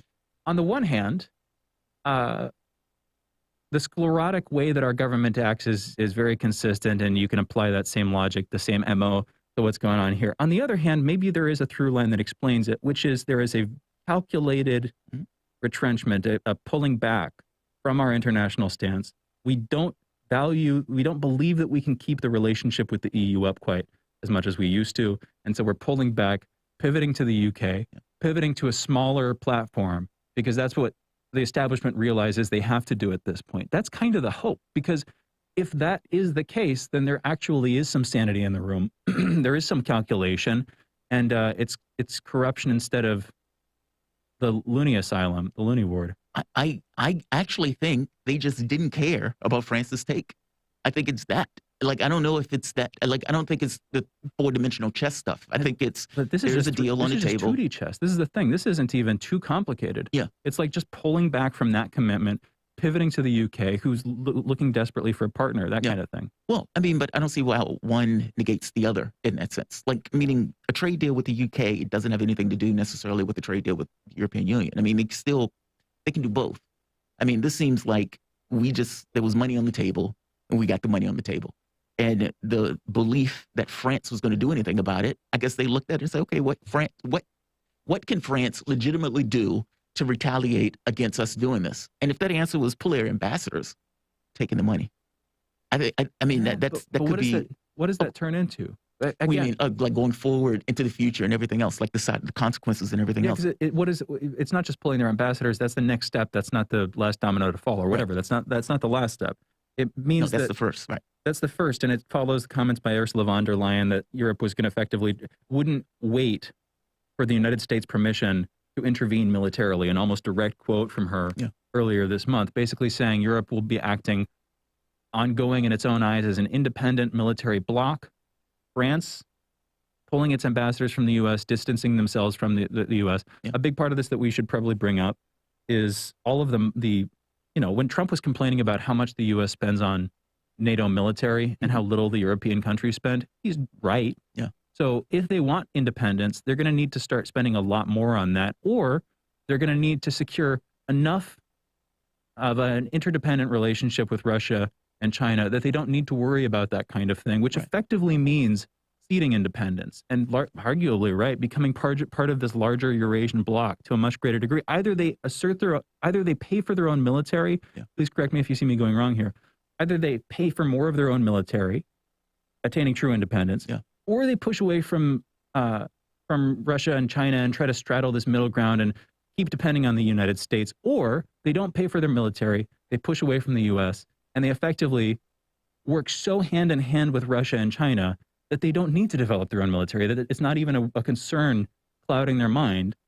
And that would be through trade, that would be through investment packages, that kind of thing. I don't know if it's going to be that straightforward. I mean, you're probably right. Pulling away from that's kind of what I mean. I honestly don't think the United States looked at this and thought to themselves, okay, France is going to have this dramatic reaction, or even if they did have a reaction, what can they credibly do to our interests? I think I honestly do think a lot of the foreign policy that the U.S. takes is that. this notion that what can they do about it anyway? Going forward. And like you said, that's not the first shoe to drop. This is the first time in modern times where they've reacted this strongly. So it's possible that we didn't necessarily know that they were going to react on this level of incandescence or this level of hyperbolic level. If we didn't, that's a huge failure, just real quick. Well, yeah, it could be. I mean, or we just didn't care. I mean, and it could also just be we just didn't care. But what does that mean? Again, that kind of hubris, again, that's a huge strategic... It is hubris, but we call ourselves exceptional. I mean, think about it in that context. Like, we're the policemen of the world, exceptional. And with this notion that Europe's foreign policy is basically tethered to our own, even that has a certain degree of leverage associated with it, where in the heads of the people who are making these decisions, they may look at it as, what are they going to do about it? They're tethered to us militarily anyway. Now, to your point, yeah, if Europe is going to try to have their own independent military, independent foreign policy from that of the United States, then by definition, they're going to have to expand their own military. And I don't believe that they're going to tether themselves so closely to China and Russia where it's not necessarily going to be an issue. They probably have to develop their own, which means that more money is going to have to be spent for it, more, what does this mean for European military? And I could tell you from watching some of the parliamentary stuff for the European Union, that is not necessarily going to go over all that well. Like, many of these guys, they want an economic relationship, not necessarily this kind of militaristic relationship where you're sending troops in from Europe in order to create this European army. That's going to be somewhat of a fight to get that done, even though clearly some of them want it. I don't know. I mean, I think for me, I think I land more on the side of we didn't necessarily care about how they were going to take it, as opposed to this kind of conceptual pullback from the rest of the world, et cetera. But I could be wrong. I just don't take it that way. I took, Biden saying we're back and, this is American leadership and everything else kind of gets across that that's not necessarily where he was going with that, even though that may be how he ended up there regardless. I don't think we cared. I mean, I could be totally wrong on that. I hope you're wrong, but you might not be wrong. You might not be. But yeah, I just took it as, what are they going to do about it? Their foreign policy is tethered to our own foreign policy anyway. They require us. And even if you think back to the Iran deal, when Trump pulled out of the JCPOA, every other country in Europe was against it. All of them were against it because all of them fully understood that any kind of war, we're going to have migrants and whatnot coming into Europe, just like it was with Syria. The United States didn't care. And not just didn't care, the argument was basically, what are they going to do about it, even if the European Union tried to protect some of the companies that were in Europe, like Total Oil, for example, for France. Well, they didn't have enough economic might to do anything about it, meaning those companies still stopped working with Iran because the countries of Europe couldn't compensate those companies and the monies that they would have needed to do so, meaning the economic input or might of the United States was so dominant that Europe couldn't protect the companies of Europe from a choice that the United States made. And so, when you have that level of clout, how much do you care about what you would consider for God knows how long vassal states? I think it could be that. I mean, this is probably going to be the turn of the worm on some level, but I look at this as more, we don't care, as opposed to this kind of intellectual, strategic pullback from the world. I don't know. I genuinely can't tell. Yeah. Because, again, on the one hand, America has for a long time presented itself as that swashbuckling cowboy, with like a whip at its hip, whatever, ready to scourge away any potential threat and presenting itself as much larger than it actually is. What's that phrase? All hat, no cattle. That's that's been the U.S. for a while with this stuff. But there's also a kind of paranoia of the narcissist, where even if you take that seriously, the reason that the U.S. is trying to present itself so strongly is that it realizes fundamentally that at its base, there's ample reason to be insecure. Yeah. That there are some deep weaknesses. There are some Achilles heels that could be slashed. There are things like that. There are ways in which it could be brought down. And if I'm right, or if you're right and that's what's going on, then hopefully, John Kiriakou talked to us about the presidential briefings that the president gets and how most, all these different agencies come together to create these things. And very rarely you'll have dissents where one or more of those agencies will disagree with the summary opinion. I'm hoping that there are dissents going on right now, if you're right. And the takeaway from all these different intel establishments, the State Department, all put together is we're strong enough to handle this stuff. I hope that there are some people disagreeing with it because there's ample reason for them to. We got to go into a break. We have callers on the line and we're taking more. 202-521-1320. is the phone number, your last best chance to call us this morning. You're listening to Fault Lines with Thomas and Stranahan. Be right back. Fault Lines. Radio Sputnik. We speak your language. Find us at SputnikNews.com. By Any Means Necessary is your guide to the movement and efforts shaping the world around us, from mass incarceration. No longer am I interested in or concerned with prison reform. I am interested only in the eradication of prisons. To the battle between police and water protectors. It was a pretty punishing disregard for the sanctity of human life, that unleashing water cannons on peaceful, prayerful water protectors. From efforts to protect the environment. The climate movement is ready to, with plenty of opposition research and force and strength, along with, the right of both science and morality, to fight them on this. To the movement for Black Lives. When I first saw the Michael Brown video, and I saw that it clearly contradicted the narrative put forth by the Ferguson Police Department and by police supporters in general, 3 words came to mind: color me shocked. Stay tuned to By Any Means Necessary, 5 days a week here on Radio Sputnik.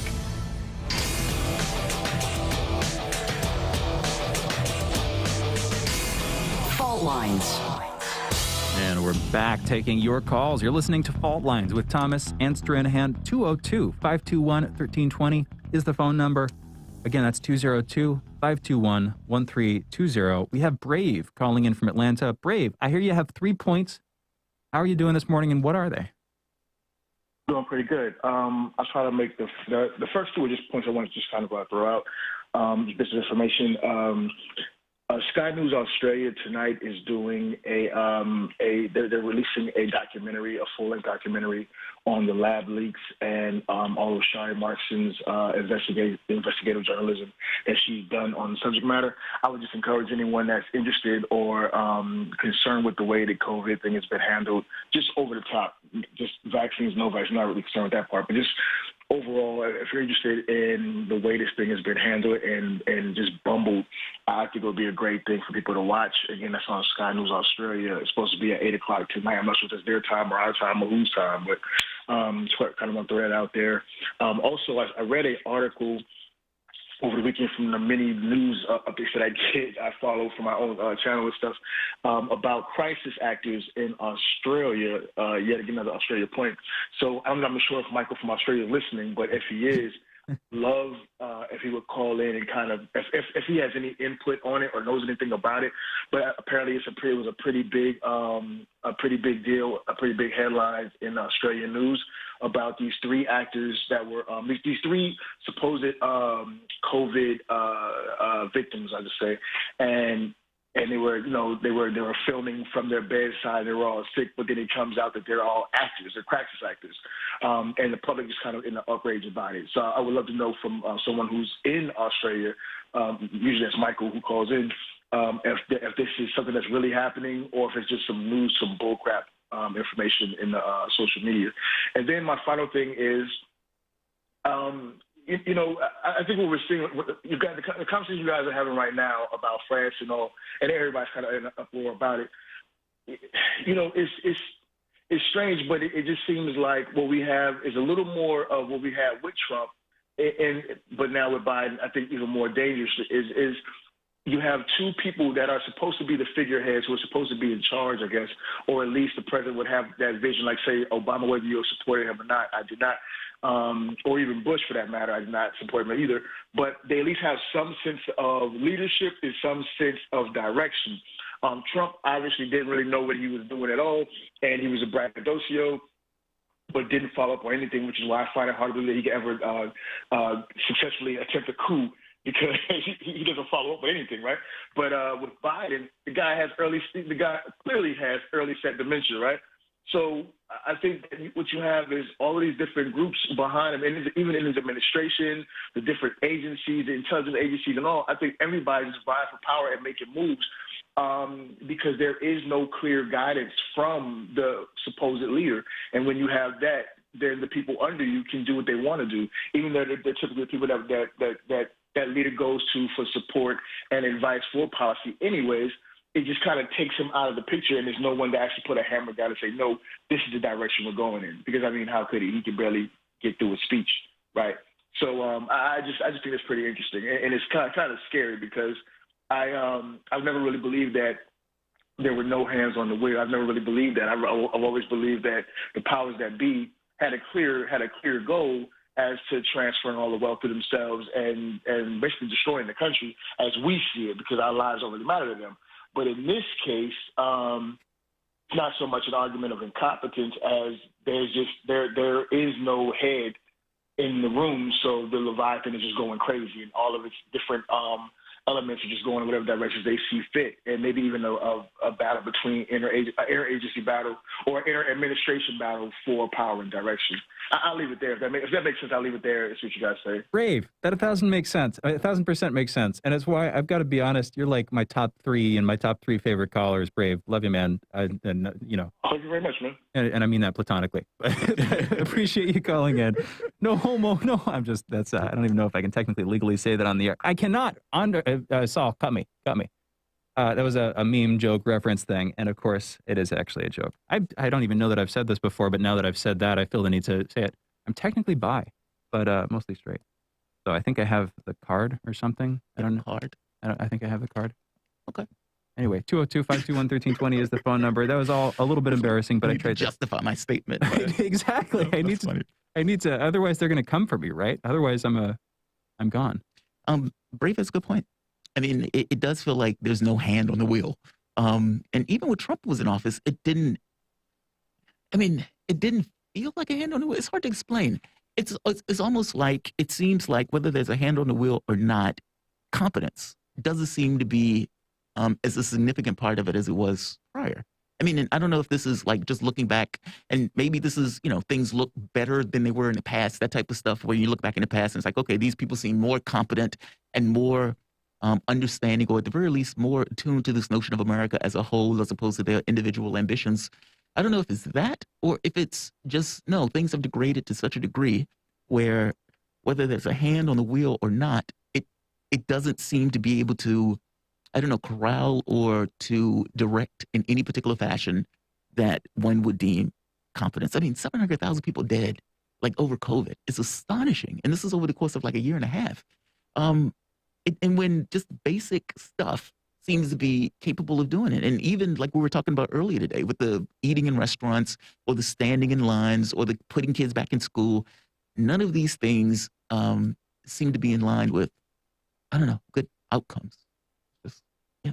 No, it's not. You're understating it, in my opinion. This is all terrible. And I'm sad that I'm alive and living through this decline, although I'm hopeful that we can be a generation of people who causes it to not decline and actually restore it in some way. Now, what does that take? We've only got a couple seconds left. I argue it takes leadership. Yeah. And I'll put it like this. Biden, Brave, when you brought up Biden and how he's effectively asleep at the wheel and the bureaucracy, you would have hoped would have been, it would have been, he would be the person to lead them. He would have been the person to actually choose a direction and steer the ship in that direction. The bureaucracy isn't. Bureaucracies functionally can't do that, especially when they're so divided as the American state is. Necessarily, like the division of powers and all of the accretions of new powers with the intel agencies, that only adds on to it.